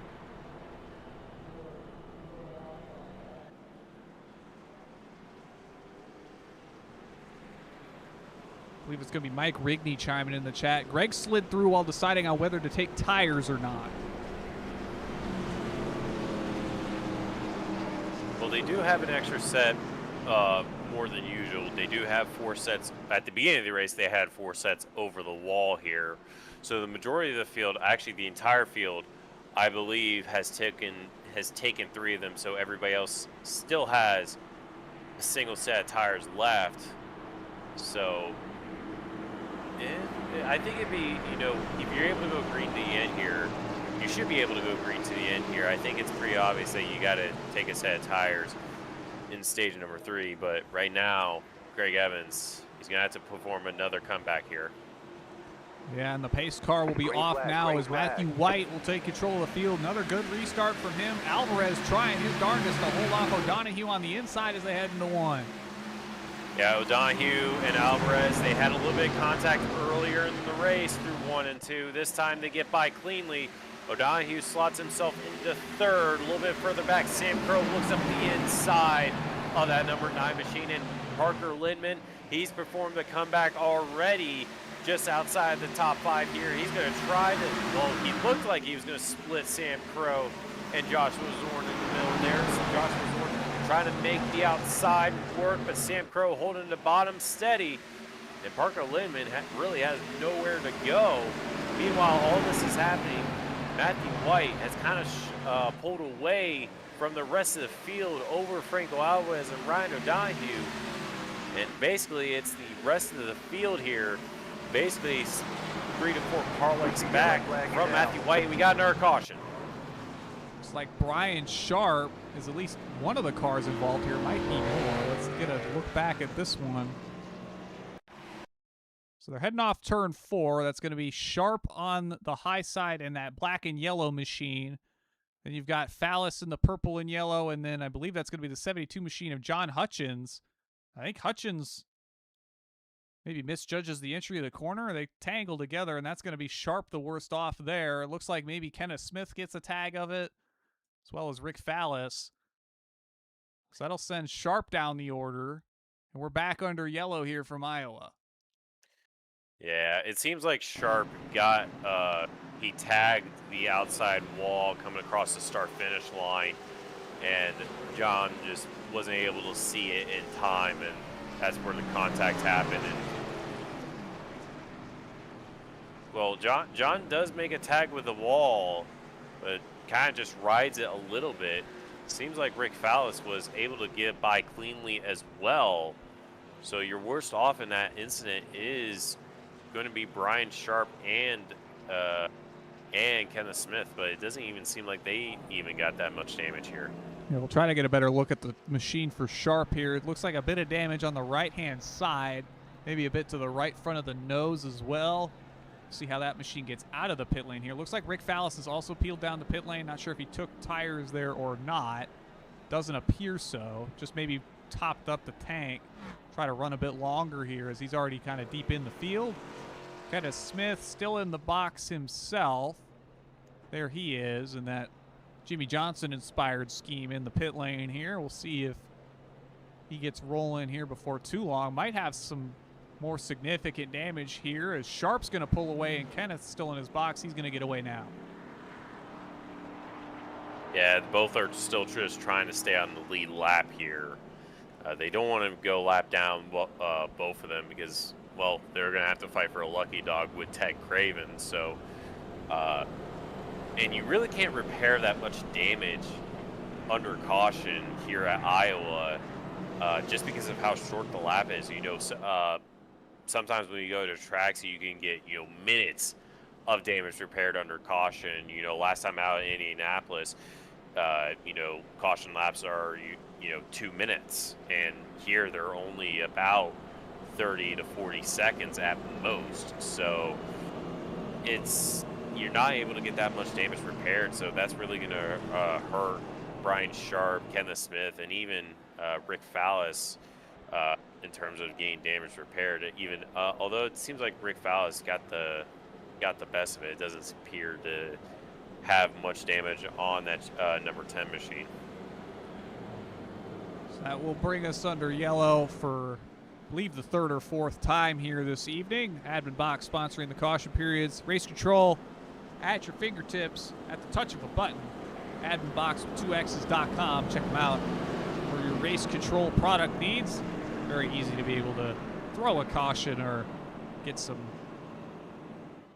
positions reordered, if you will. But the pace car will be pulling in this time, Brashear. We're going to get back underway here with around 85 laps or so left to go in this race. It's a little longer than the opening couple stages here left in this one. Let's see what the field's got to offer us this time.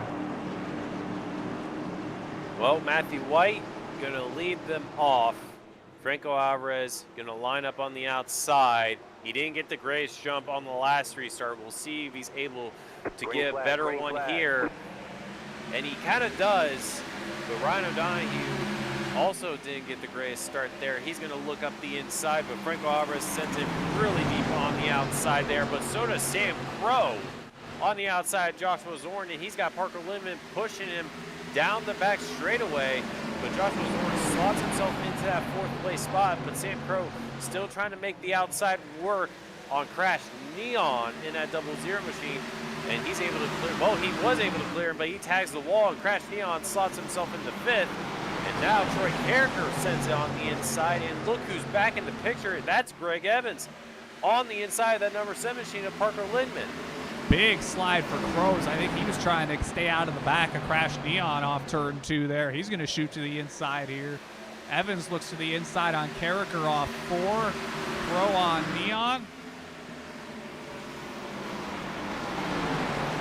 Meanwhile, while this is happening, look what's at the front of the field again. Whoa, but Franco Alvarez, I think he was able to keep it out of it, but he loses a ton of time there through turn number 2, and any chance of getting alongside, he's going to have to try to make that up all again. He's going to get a big lunge into 1 and 2 here. He's committed to running that high lane. We saw that work out for him well in the opening, or I guess the good portion of stage 2 here. He's going to get a good run down the backstretch here. Is he going to get it alongside through 3 and 4? He will. He's got that thing hooked up, at least on the short run here. That we know. They'll be side by side into 1 again. Are we going to see round 2 here, Bashir? I think we will, but they have to go about 30 laps longer on the set of tires than they did in stage number 1. Stage number 2, looks like they made a little bit of contact, and Franco Alvarez goes really, really wide on the exit of the corner there.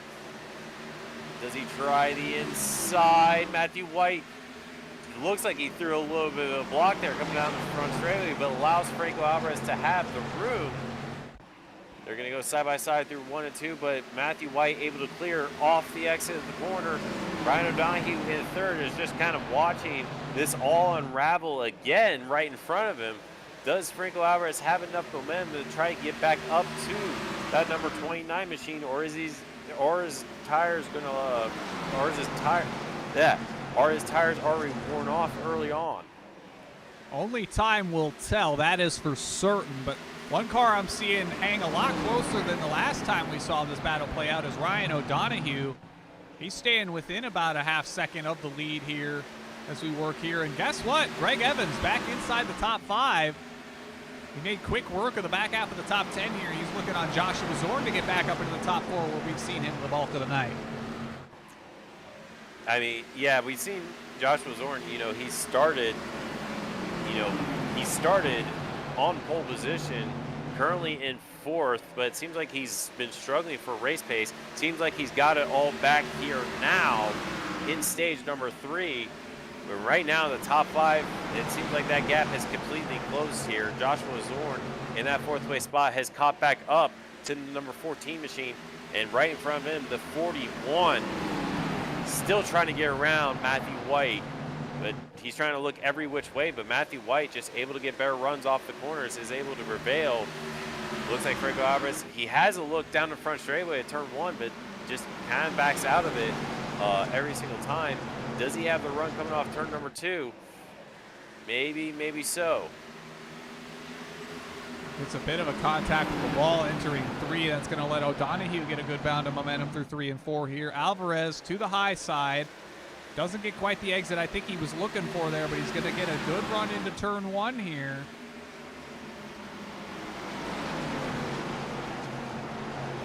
It's a decent run, but not able to quite get enough momentum. I think Matthew White is just able to, push just hard enough to keep that car out in front, and that's all he really needs to do here, because he knows Franco Alvarez, the harder he pushes, the more he's just going to wear his tires. And especially with the stage being quite a bit longer than anything we've ran up until this point, he knows Franco Alvarez is just going to go backwards from this point if he pushes as hard as he did in stage number 2. Well, we're going to have to wait and see what happens with Alvarez this time. Obviously, he's been on the front couple rows on the last couple restarts, been trying to fight his way back on by Matthew White. He's going to look high again. This looks to be the closest he's gotten so far. Momentum looks to be swinging his way. He's just there. He's got Fender going through 3 and 4.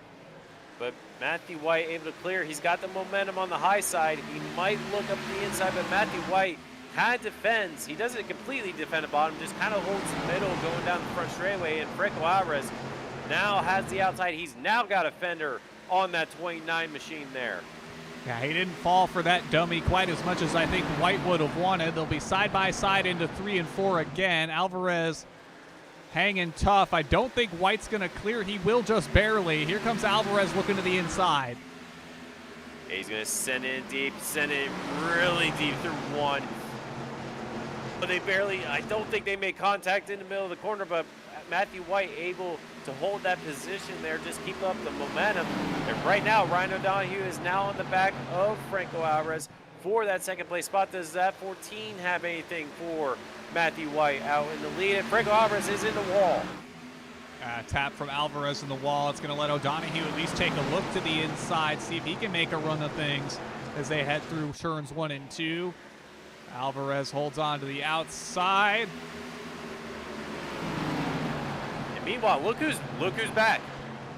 The Deuce. Yeah, The Greg Deuce is Evans. back inside the top 5, or inside the top 4 here. Okay, he's worked his way past Joshua Zorn, running along in that 5th place spot. He's back in contention with his teammate Ryan O'Donoghue ahead. Is he going to throw his hat in the ring? We saw him get close towards the closing end of stage 2 before that late yellow came out. He fell back a couple spots on the restart, but again, you know, pit road issues. He had to fight back from about the 10th place spot, but he's up to 4th as we get inside of the last 70 laps here.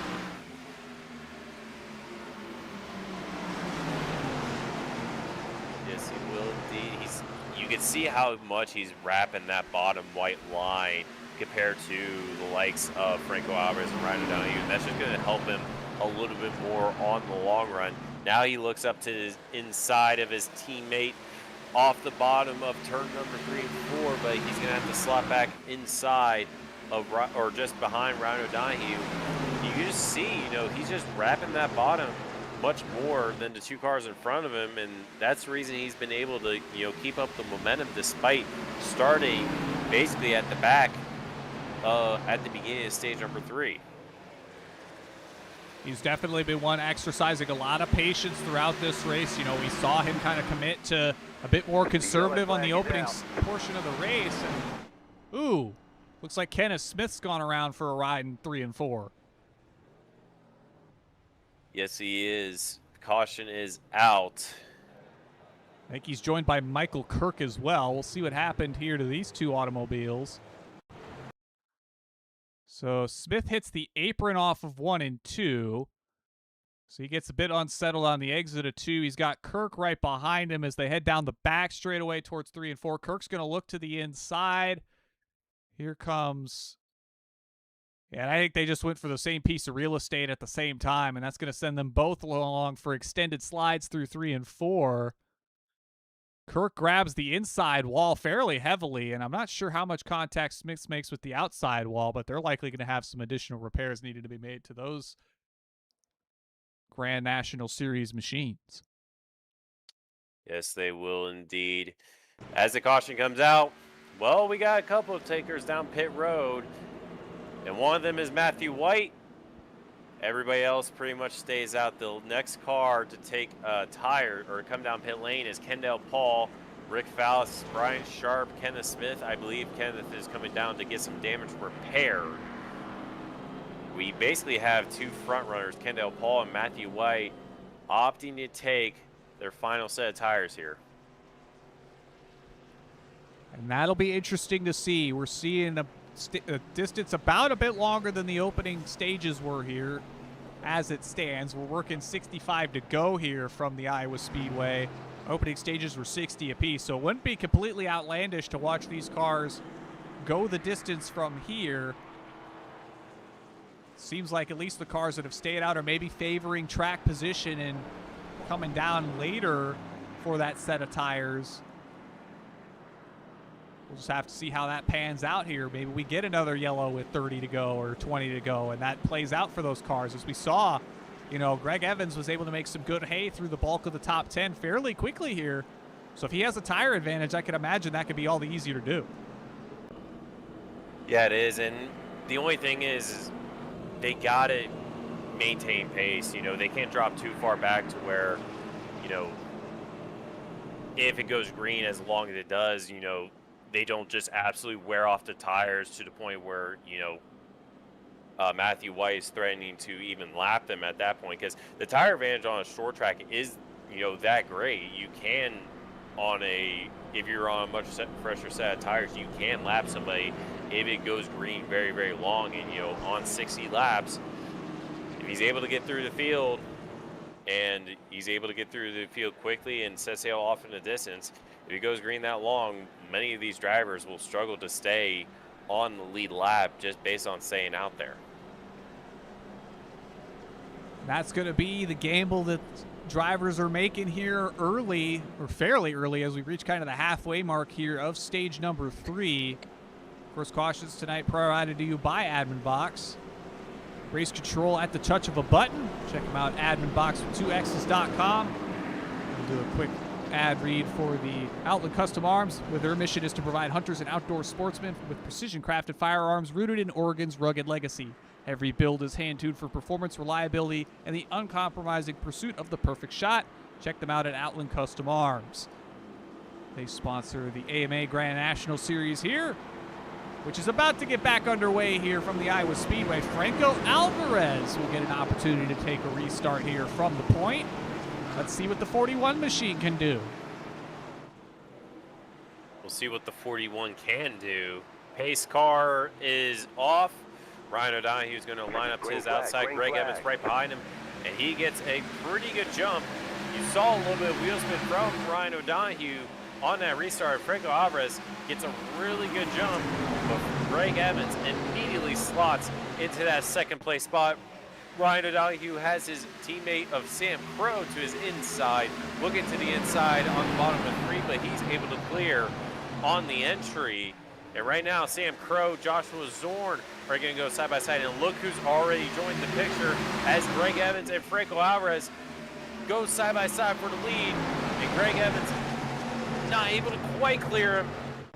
But right now, Matthew White has already made his way up into 5th here. Yeah, those fresh tires are showing their use here early as we work on to lap 191.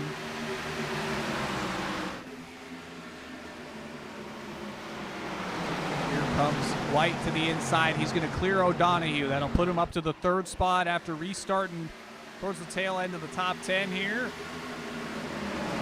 He looks to the outside now as Evans looks to the inside on Alvarez. Here comes White to make it 3 wide off turn 4. And he's going to just set sail off in the distance on the outside of Franco Alvarez and able to get the lead back just like that. Now, the question is, does it stay green until the end? And is how many cars are able to stay on the lead lap for the green lap duration?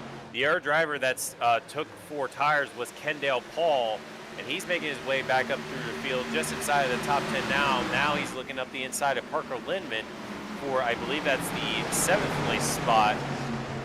Meanwhile, right in front of them, Greg Evans still trying to get around that 41 machine and Franco Alvarez. And they both got really, really loose off of turn number 2. Greg Evans sends it in deep into turn number 3.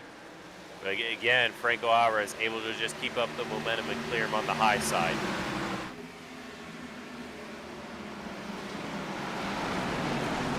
There's one thing we've started to see is that Matthew White has gotten very good at leading this field. Following that battle with Alvarez in stage 2, he's never really looked back from that point once he's taken the lead. It's been pretty handed every time he gets back up here. He's already got about 0.6 of a second on the field already. As they're still side by side for second, Alvarez will clear off 4. He will, but Greg Evans shoots it back to the bottom. Meanwhile, Kendall Paul gets around Ryan O'Donohue. So does Rick Fallis. This could be a gamble for Rick Fallis, getting a very good result for him. If it goes green to the end, Kendall Paul in that 78 machine, the 2-time AMA Truck Series champion, looks to the inside of Greg Evans, across the start-finish line with just under 55 laps to go here. He's trying to make that bottom work on Greg Evans, on the deuce. He's got the momentum, and he's able to, oh, there he is. He finally clears him and gets alongside Franco Alvarez. It looks like he might even clear Franco Alvarez coming off turn number 4 there, and he does. And Rick Fallis is also trying to follow him for a top 5 position. Oh! Sends it in a little bit too deep, and Ryan O'Donohue is going to go slot himself into 4th place. Franco Alvarez stays in 3rd. Meanwhile, the top 2 break away between Kendall Paul and Matthew White. I think the big loser with all that was Greg Evans. He's fallen down to running 8th, trying to make it back by Joshua Zorn. It was very, very close there between those 3 cars. Thankfully, doesn't seem like any of them got damaged, and all of them are continuing to go forward. Rick Fallis in that 5th place spot at the moment. He's got Sam Crow right behind him. Greg Evans trying to look up the inside of Parker Lindman, but Parker Lindman able to keep up the momentum and is able to go around the outside of Sam Crow. Sam Crow goes a little bit wide on entry. Kind of shoves that number 7 up into the greasy part of that lighter colored track. Less grip up there, but that allows Greg Evans to shoot up the inside, going into 3, and it looks like Greg Evans might finally get the position, and he makes contact with his teammate coming off turn number 4. That'll allow Lindman to take the momentum on the high side. It's going to be Crow and Lindman on the outside, Evan on the inside. You've got Rick Fallis looking to the inside of, I believe that's going to be the 41 machine of Alvarez for the 3rd spot here. That's kind of the lead of this group behind Kendall and White, who took tires with that caution just a number of laps ago. As Kendall Paul is starting to reel in Matthew White, I'm wondering if White's trying to roll the pace back a little bit, knowing how far he's got left to go here. I think that's certainly the case scenario. He's still got 50 laps on these tires. Kendall Paul has been pushing a little bit harder, just trying to get through the field. So Kendall Paul is probably going to go full push here, just try to get the lead as soon as possible. Meanwhile, Matthew White is just trying to preserve his tires as far as he can here throughout the rest of the stage. Meanwhile, I do want to point out Rick Fallis going side by side with Franco Alvarez, and looks like, well, it looked like he was able to clear off the bottom corner. Now he clears off the bottom corner going to 3. A little bit further back, Ryan O'Donohue and Greg Evans in that 5th and 6th place spot. Lewis Hayes and Sam Crow in 7th and 8th, and they kind of lead the rest of the pack here. Hop back to Crow and Lindman. They lead Joshua Zorn, Crash Neon, and Troy Carricker, amongst others. Shout out Horizon IndyCar Series Administrator Matthew Wagner, trying to say hello to me, I believe, if that's who he's referring to in the chat there. Good to see him out supporting the Grand National Series here tonight as we work inside the last 50 laps here from Iowa, working 2:04 of 250.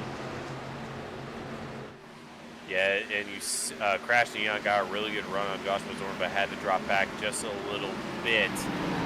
Meanwhile, just in front of them, Greg Evans looks to the inside of his teammate Ryan O'Donohue, able to get the momentum going on across the start-finish line, sends it into deep in turn 1, and gets that position. Greg Evans back inside the top 5 here. The Evans to 5th, big slide for him off turn 2. He'll hold on to that Sim Gaming Expo Chevy Camaro. Head off of turn number 4. He'll be trying to hunt down Franco Alvarez once again for the 4th spot.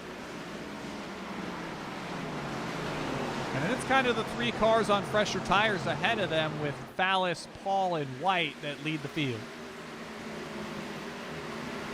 It is at the moment. Franco Alvarez kind of built himself a lead and allowed everybody else to just kind of battle it out. He's still on the tail end of Rick Fallis, and it looks like Franco, he's actually equaling Kendall and Matthew White's times, and Rick Fallis was actually the fastest of the top 3 at the moment. Franco Alvarez was equaling the leader, so was Greg Evans. So it seems like it's kind of equaled out, but you just got to wonder how much are Kendall and Matthew White kind of saving at the moment, knowing they still got over 40 laps to go in the race here to make those good years last. Yeah, you've got Alvarez and company working the 53rd lap on that set of Goodyear Eagles. It's going to be tough for them to maybe make too many more laps here. Obviously, they could try to push it as far as they dare. You know, each stage being 60, might be able to stretch it a bit further than that. Really just depends on if they feel like they're staying steady or if they think that the front couple cars are just saving their stuff up to pull away at the end. We will indeed, but Greg Evans, you know, we know how good he is at saving tires, but even then, at the end of this race, his tires are going to probably be corded at this point. Like, they're going to be very, very worn, even, you know, how good of a tire saver Greg Evans is. But right now, it appears like the best battle on track is between Parker Lindman and Joshua Zorn and Crash Neon and Troy Carricker. We haven't talked about Troy Carricker in a little bit. In that number 94 machine, he's trying to look around the outside of Crash Neon, has the momentum coming off turn number 2, but not able to get a fender alongside. And right now, both those cars are actually running that high lane on the dark part of the asphalt, the repaved part of the asphalt, just try to keep the car steady underneath them. So as we continue to circulate working lap 211, you've got battles brewing kind of all the way through from 4th on back. It's kind of spread out a bit further once you get behind the battle for 4th. As Evans shoots it to the apron almost through 3 and 4, looking for a way around Alvarez. Work their way down towards turn number 1. We've seen Alvarez run high pretty consistently here. Evans is going to look low. They'll be side by side partway through the corner. Alvarez will hold the momentum off. Will indeed. Greg Evans shoots to the bottom, has a fender. I don't know. They made contact there. If it was very, very light. But Greg Evans trying to make that bottom work. Franco Alvarez kind of running the middle there in the groove. But Greg Evans, he has the momentum to carry along the bottom on the entry at the center, but just not able to get alongside on the exit. Alongside again, but Franco Alvarez just able to keep up the momentum on the exit of the corner, so just stay out in front. Yeah, here they come back into 1 and 2. This is savingly where Evans. Oh, contact! Caution, yellow flag. That'll be the 3rd slide tonight, I believe, for Alvarez here. And that changes everything. It does. It basically makes it a 35-lap sprint to the end.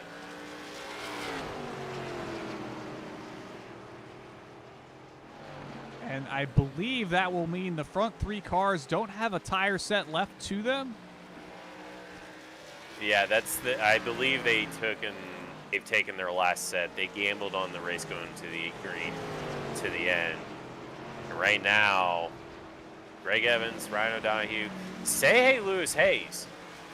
He's inside the top 5 right now.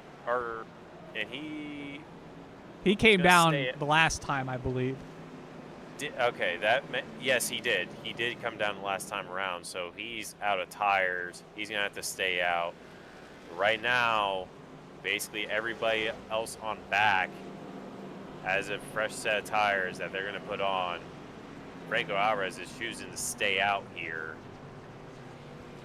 So this is gonna be interesting. We'll watch the battle off pit road. Respond to Wagner here in the chat. Look, man, I'm playing to the crowd. I know there's people watching that don't know our personal lives as well as you do. He's rooting on his boy Lewis Hayes. Yeah, very few people have had beers with in real life like we have at the expo, and then also the P1 there. So, I mean. Well, that was Margaritas. That was a Mexican restaurant, was it not? I think I did have margaritas though. That was a really fun dinner though. I'm glad we could do it, and I'm also looking forward to the event that is sponsoring on Greg Evans's car, the Sim Gaming Expo in Chicago. Hopefully I can get in our nightlight. I really doubt it because there's some really good drivers at this year's Open Wheel Invitational. Well, you had to beat Phil Kraus for the last one. Don't act like you didn't have to beat former. Yes, but there is now there. I'm not going to admit. I'm going to admit it was pretty lucky. There's some luck in it. Well, there's always some luck in everything, Brashear, but. You know what I'm most excited for? Kevin Burrell making the flight all the way from Japan. That's going to be something special. That's going to be something special. We also got Nick Sudik in the field as well. Tristan Fortin, Kyle Clenworth, Brian Campbell. A lot of the core IndyCar guys are going to be here. And I do know a lot of the AMA guys are going to be there as well. Just kind of, coming to the expo, kind of experience it. So it's a really good event, and it's going to be a good time, I guarantee you that. We'll certainly give our shout-outs to George and the Sim Gaming Expo, near and dear to many of our hearts, with the We got to throw in a Lionheart reference. It's not a P1 stream without a Lionheart reference, right? So we'll throw one in here for George. Of course, was at least a big player in the Lionheart racing leagues for a number of years. Putting on the Sim Gaming Expo was a big, long pipe dream that took many a year. Yeah, Rigney as well. We'll give our shout-outs to Rigney there in chat.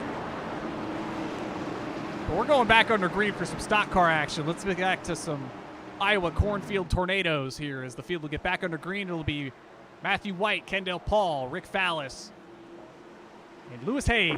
Green. Back under green from Iowa. Yeah, they go back under green, and there's a massive checkup on the bottom there. Matthew White shoots out to the lead. Kendall Paul did not get a good restart, but he still slots himself into second.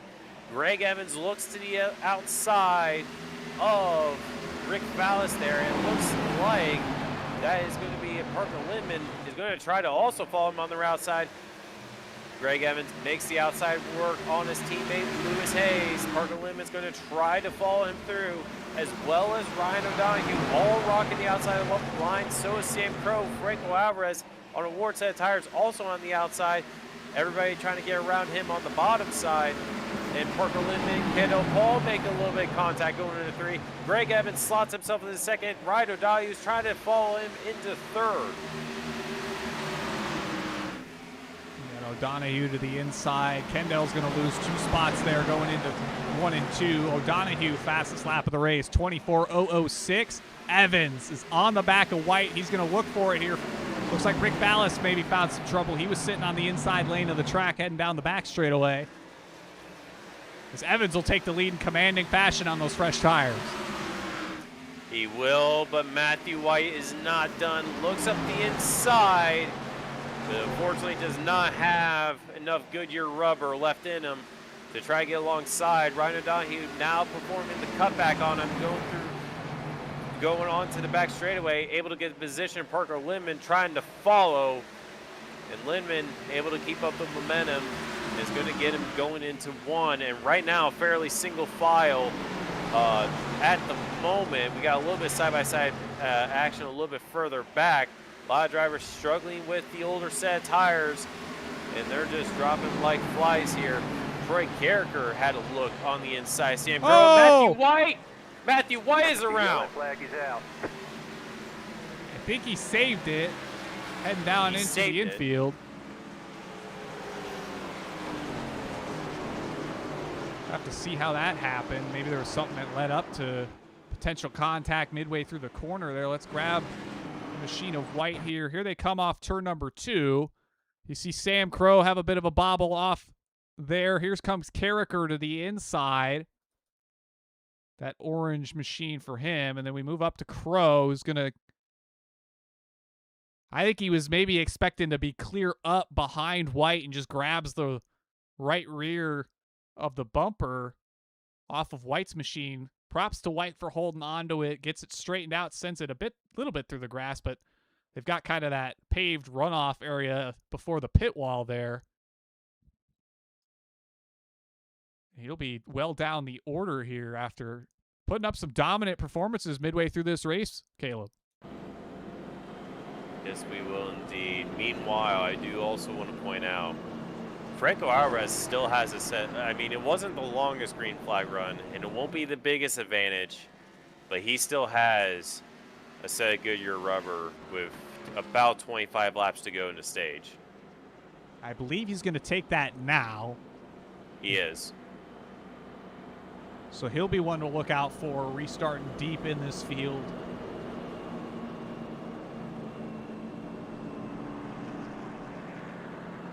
We saw him put on the show with Matthew White in stage 2, going side by side for at least 24 laps, if not more, throughout the running of that second stage there.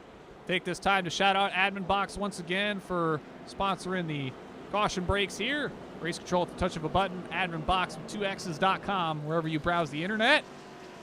And then we'll shout out the Archway Industrial Coatings Incorporated. They're a St. Louis-based floor coating company that has been getting the job done for years. Archway's epoxy and urethane flooring solutions withstand the test of time while meeting customers' installation schedules and budgets. Archway is committed to doing the highest quality work at the lowest possible cost. every time. And they're on the 78 machine for Kendall Paul here. Administrator for the Outland Custom Arms AMA Grand National Series.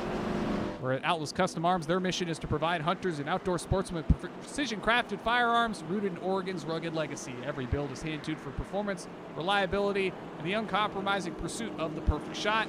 Check them out at Outland Custom Arms. And they're also on Kendall's Ford Mustang here, so we got everybody under wraps here, getting their dues in. We're going to hop back to the front of the field here with Greg Evans with that Sim Gaming Expo machine. The bow tie is leading the field. I believe there's at least 6 of them, maybe 8 at the front of the field here tonight. They're getting led by a Mustang pace car, however. We'll be inside 25 to go here to close this race out from Iowa.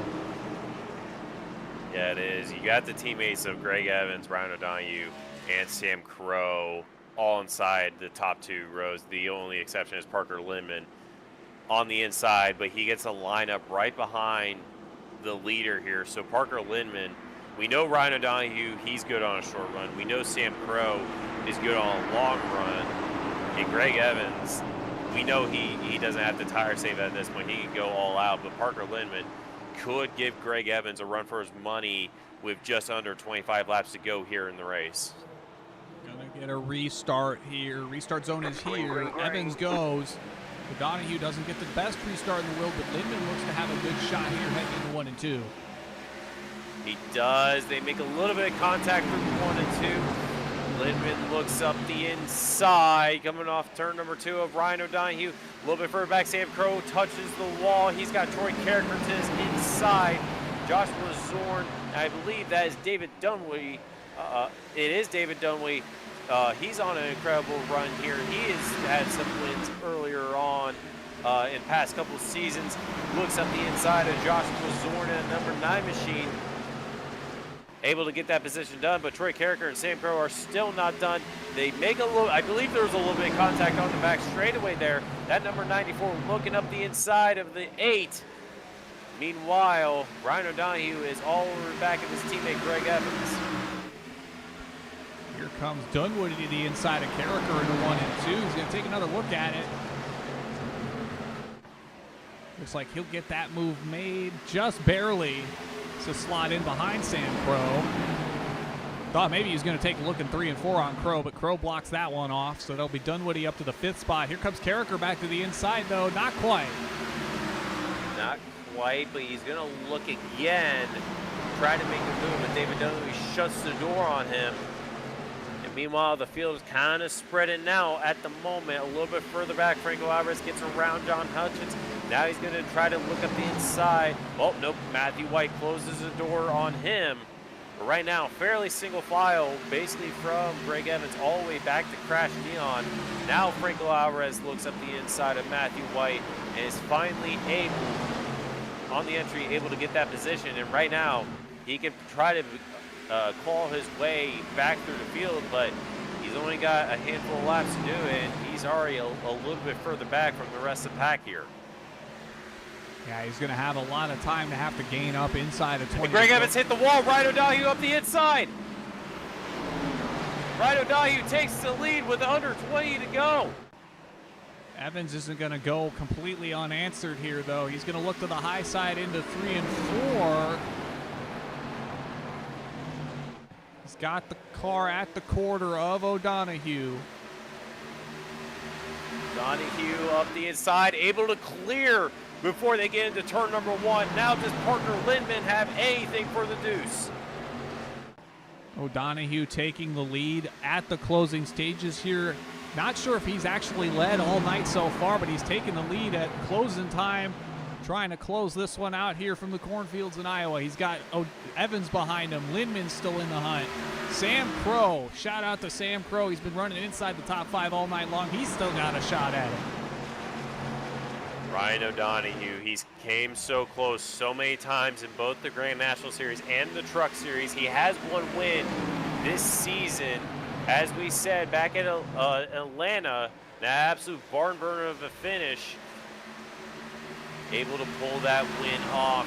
but he is leading here at Iowa with less than 15 laps to go. Does he have enough tire? Does he have enough pace to hold off the Deuce, his teammate in second? Does he have enough pace to hold off the number 7 of Parker Lindman in only his second ever AMA start? And Sam Crow, let's not count him out either here, Jacob. Just got to be in the right place at the right time, and the race has to end at some point here as we work lap 237 to 250 from Iowa. O'Donoghue leads Evans. You can see Alvarez off in the background. That Mobil 1 machine is going to look to the inside of David Dunwoody for the 5th spot. Could he mount a charge on the top 4 here as he's going to clear Dunwoody off of 4? He's going to clear Dunwoody, and he's got a little bit of breathing room out in front of him to try to gain as much time as he can. But right now, Ryan O'Donoghue setting the tone right now over his teammate. It seems like Parker Lindman has dropped a little bit further back. Greg Evans shoots it to the bottom. Looks like Ryan O'Donoghue has been struggling to just keep that car on the bottom side of 3 and 4, and that's allowing Greg Evans to just catch right back up. Meanwhile, Franco Alvarez shoots it to the bottom of Sam Crow with just over 10 laps to go left in the race. We know Alvarez has a strong car on these short runs. He's got the freshest tires in the field by almost 10 laps. He's worked his way up to the 4th place spot after restarting, I believe, 17th here with just a couple dozen laps left to go. Can he close the deal here late in the going here? He's got Parker Lindman ahead now. He's going to look to the inside off of turn number 2. We got Evans working on the back of O'Donoghue at the front. Here comes Alvarez to the inside. Looks to the inside. Now he's on the rear bumper, Greg Evans, but Greg Evans is going to park it. He's going to allow Parker Lindman to look around the outside for that 2nd place position. Ryan O'Donoghue kind of throws the block in the middle of it. Parker Lindman making the outside work on Greg Evans, and now he's going to make the outside work on Ryan O'Donoghue for the lead. Here he comes to the outside for Lindman. Can he take it away from O'Donoghue? Looks like he will as O'Donoghue slows on the bottom. Here comes Greg Evans on the high side. Alvarez is going to try to join him. Lindman hits the wall. Greg Evans is going to try to follow. Oh, this is getting really tight. Ryan O'Donoghue looks like he's trying to make that bottom work. Now Franco Alvarez looks to the outside. And Greg Evans now looks to the inside of Parker Lindman going through 3 and 4. See a bit of a slip up for Evans off of 4. That's going to let Alvarez by on the outside. And here comes O'Donoghue to the inside. Now we've got Parker Lindman at the point with Alvarez trying to hunt him down. Parker Lindman needs to try to break away. He needs to try to set the pace as much as he can. Franco Alvarez on the fresher set of tires. He's only got 7 more laps on the start-finish line. He just has to hold him off. But we know Franco Alvarez has that short run pace. Again, as we said, he's already got 1 win this season. Parker Lindman in his 2nd ever start. Well, unfortunately, DNF'd back at Las Vegas. We'll see if he's able to try to get his 1st win in the AMA in his 2nd ever start here at Iowa. But he has one of the fastest drivers right behind him that he has to fend off on a fresher set of Goodyear rubber. Kind of blocks the middle, but Franco Alvarez looks to the inside going into 1 and 2. Side by side off 2. Looks like Lindman gets a good run of momentum off the corner here. He's going to have an opportunity to try to close the door on Alvarez, but Alvarez is still there on entry to 3. They'll be side by side off 4. Contact. Big contact. Gets really, really loose, and Franco Alvarez gets the comeback going and able to get the lead with 5 to go. I don't think Lindman is done just yet. He's going to grab the wall off 2, though. That might dash his chances ever so slightly here. Big send into 3 and 4, but guess what? Greg Evans is still there trying to fight for it. He is still there indeed. Parker Lindman getting really loose off of turn number 4. Greg Evans shoots it to the bottom here. Does he have anything for the 41 with less than 5 to go here in the stage? But he's not able to clear Parker Lindman on the bottom there. Parker able to keep 2nd place, but Greg Evans still shooting it to the bottom there. And able to hold that 3rd place spot, but Parker able to just keep the momentum on the high side and keep clearing Greg Evans off the top end of the speedway. I think this is Alvarez's race to lose here as Lindman, big slide off of turn 2. He's still holding off Greg Evans for that second place spot. We're going to get 2 to go this time to close out this race here from Iowa. Does anything have anyone? Can anyone do anything to get to Franco Alvarez? I think it's a little bit too far back. I think the most we can see is Greg Evans try to get the second place spot right at the line here. But I think Franco Alvarez has checked out. He played the tire strategy perfectly to his advantage, clawed his way back through the field, and right now only has less than a mile to go here at Iowa. And Greg Evans shoots the inside going to turn number 1. Lindman's going to maybe try to take a shot at Evans into 3 and 4. Looks like he's trying to build the momentum up down the back straightaway here. Is he going to try to hit the high side to build that run? Not going to be enough. Alvarez will take it.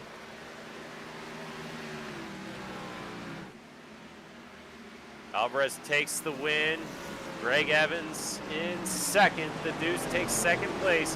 And Parker Lindman in his second ever AMA start will round out the podium. Woo! I don't think it gets much better than that. No, it does not. What a race all up and down. An incredible difference of strategy there between all the different drivers. It was very interesting to see that between everybody. We'll watch as Franco Alvarez will burn it down here from the Iowa Speedway. Put on a brilliant performance last time I got up here in the booth from Bristol. Good to see him pick up a win here in the Grand National Series, and we'll run you through tonight's finishing results as he gets to celebrating here in the cornfields. So it will be Alvarez with the win, 0.6 of a second over Greg Evans. Parker Lindman will round out the podium here in third. Ryan O'Donohue will settle for fourth as Sam Crow puts together that top 5 run, running inside the top 5 all night long. David Dunwoody worked from deep in this field to pick up a 6th place finish here tonight. Joshua Zorn will finish 7th ahead of John Hutchins. Troy Carricker, Crash Neon rounds out the top 10. Work your way further on down. You got Matthew White after some domination here through the middle stages of this race. Just loses out on the long run, not going his way. Those yellows fell, and he was left with no tires left to play with. He'll settle for 11th. Kendall Paul will join him ahead of Brian Sharp.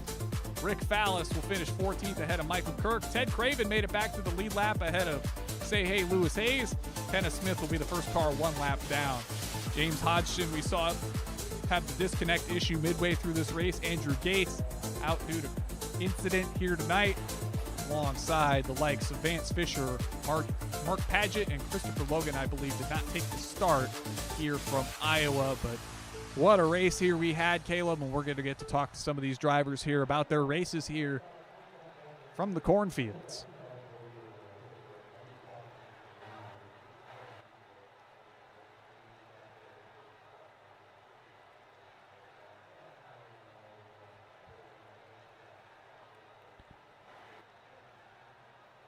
Got Alvarez waiting for us. Is there anybody else we're looking for, Brashear?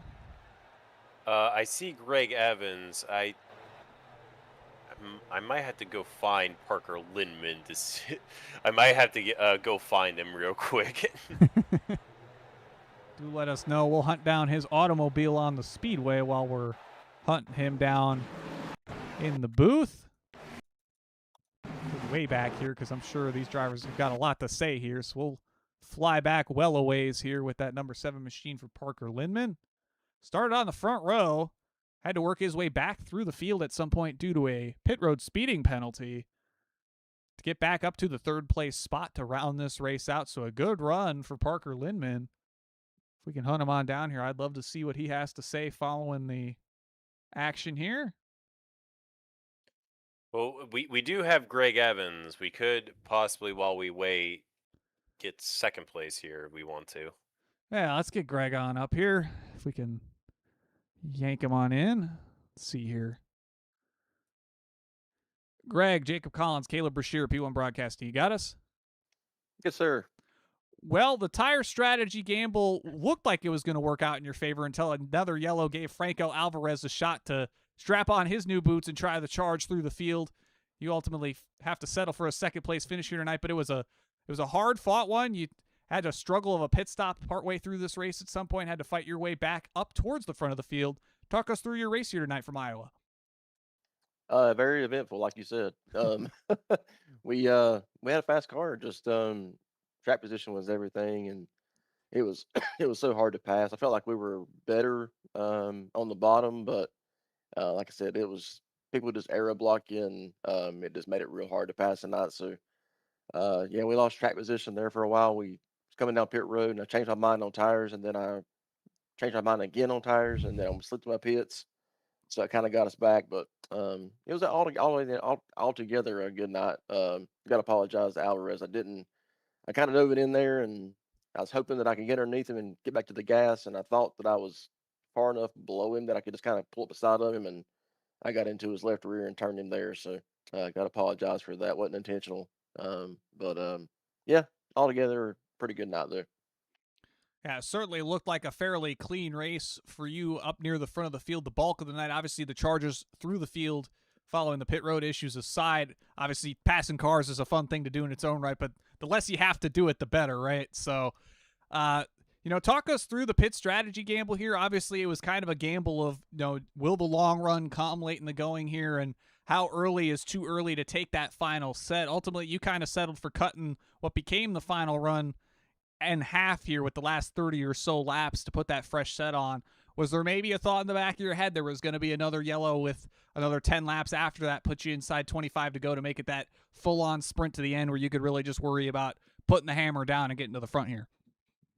Yeah, I thought there might be a possibility for one more caution. I felt like Alvarez probably had one more set of tires because he stayed out whenever me and him got together. I didn't know if anybody else did, but I didn't necessarily think it would make that big of a difference. But yeah, at the end of the day, man, he made the right call, and that's what won the race. He was fast all night too, but um, man, it just sucks because you can be faster than somebody, and all they got to do is pull down in your lane, and it happened several times tonight, and it's so frustrating when you know you're faster and people just keep holding you up, especially you know we're not even halfway through a race, but um, hey, that's part of racing now. So like I said, just glad he gets second place tonight, and we'll take a couple of weeks off and come back in a couple of weeks. Yeah, it's especially tough on these shorter tracks where, getting slowed up for the corner and working your way through, it's hard enough, let alone in a traffic jam, as we saw kind of throughout the field here tonight. Caleb, you got anything to add for Greg tonight? Uh, quick, I just want to talk about your battle with just kind of you and Matthew White, kind of just setting the tone for the race.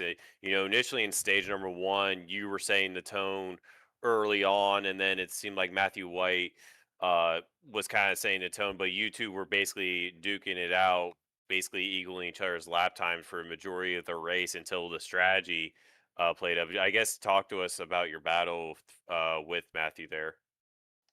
Yeah, man, it just I don't really like this package because it seems like whoever gets out front um, just seems to be able to kind of hold it, especially with the aero package. And I'm more used to laying back a little bit and saving my tires, and that still has a benefit to it, but it's not nowhere near what it used to be. So I've just got to try to find a way to pick up the pace for the first 10, 15 laps, maybe a little bit more, and try to hold the lead a bit longer. And uh, hey, if I keep doing the same thing over and over and over, I can't expect the same or different results. So we're gonna have to try something a little different next time.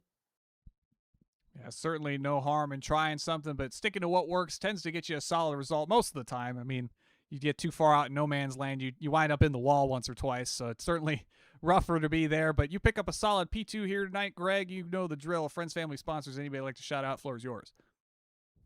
Yeah, definitely got to thank Sim Labs, Sim Magic.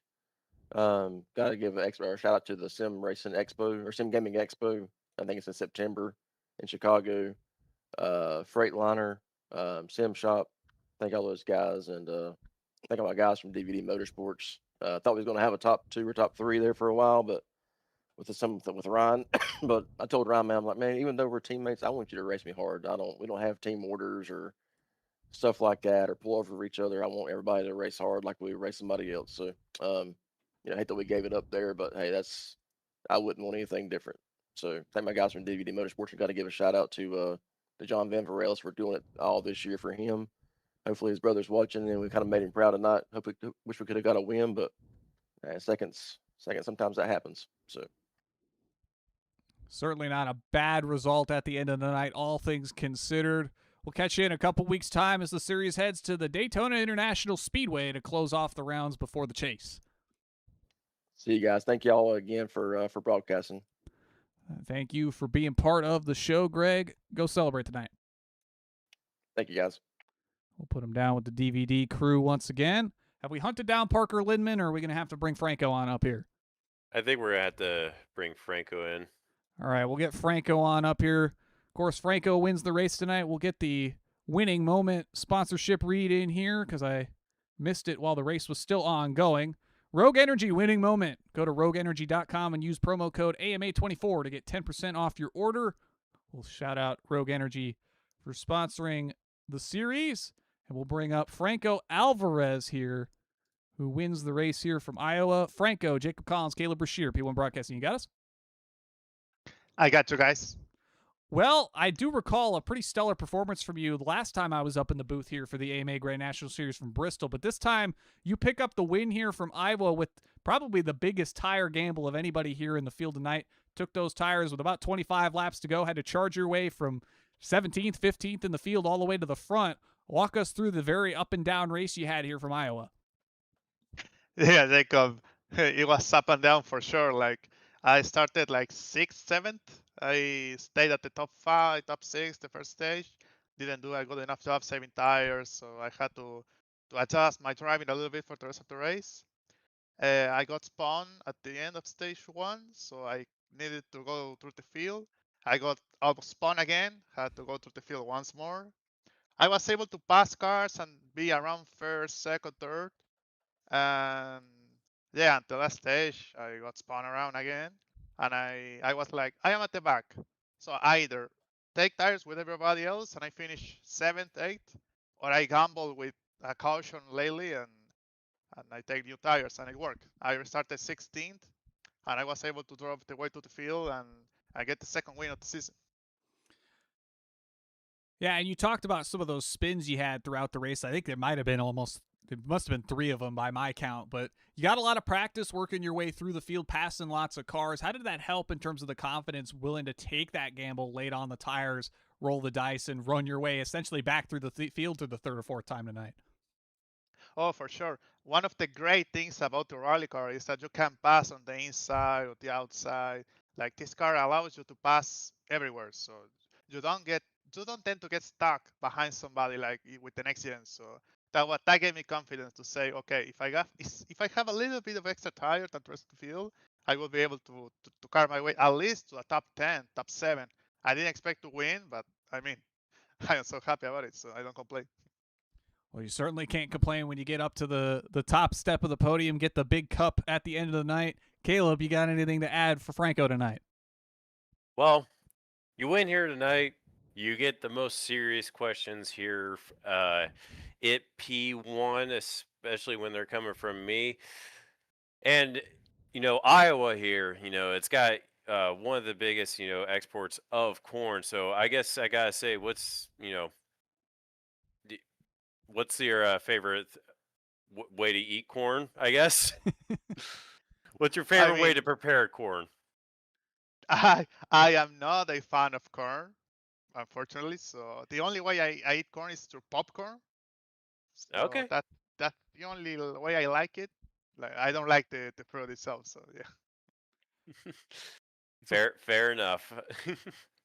He gets to the corn before it's corn, so maybe that's the lesson we've learned today. He gets the kernel well before it's properly corned, and that's how he's going to get up to the top step here tonight from Iowa. You know the drill, Franco. Friends, family, sponsors. Anybody like to shout out? Floor is yours. Oh, for sure. First of all, shout out to the 29. We had an amazing battle for the lead. We were like 20 laps side by side. That was absolutely awesome and super fun. So shout out to him. And also my team. We join a new team, so I'm happy for that.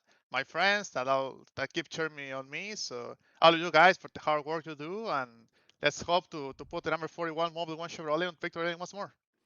Well, thank you for joining us once again and putting on a show for us here in the booth. Franco, we'll catch you out in a couple weeks' time as the series heads to Daytona. Thank you, guys. You do a great job. See you at the high banks. Have a good one, Franco. Go celebrate. Thanks. That'll do it for Mr. Alvarez. And Mr. Brashear, we got ourselves another barn burner in Corn Country. That was one of the better races of the Grand National Series this season. You know, and we've had a good string of good races here. Atlanta was a really good race with the split strategy. Indianapolis was really interesting to see. We had a really good battle in the third stage there for the win. And tonight, well, it was a lot of good side-by-side battles for, all way up and down through the field for the lead, especially in stages number 1, stage number 2. And then we got the massive difference of strategy in the third stage. It really all came together where we're getting some great races recently here in the Grand National side. Well, I'm certainly glad that the iron's striking while it's hot for a good long while here. Hopefully that's a good sign for the next race at Daytona, and especially head into the chase to close out the season and crown a champion here in AMA Grand National competition. Give a shout out to Mark Murphy for being on vacation and giving me the opportunity to be part of the booth for what was a fantastic race here from the Iowa Speedway here at AMA Grand National Series competition. We'll give some shout outs to series sponsor in the Outland Custom Arms. Once I get my reads here, their mission is to provide hunters and outdoor sportsmen with precision-crafted firearms rooted in Oregon's rugged legacy. Every build is hand-tuned for performance, reliability, and the uncompromising pursuit of the perfect shot. We'll also thank Archway Industrial Coatings. They're a St. Louis-based flooring company, floor coating company that has been getting the job done for years. Archway's epoxy and urethane flooring solutions withstand the test of time while meeting customers' installation schedules and budgets. Archway is committed to doing the highest quality work at the lowest possible costs every time. Archway Industrial Coatings, check them out if you need some floor coating solutions in the St. Louis area. Well, thank everybody for tuning in to tonight's action for the AMA Grand National Series here from Iowa. Your winner, once again, Franco Alvarez, for his second victory here in the AMA Grand National Series. And we'll catch you out in a couple weeks' time when the series heads to the high banks in Daytona Beach, Florida. Have a good night, everybody. We will catch you next time.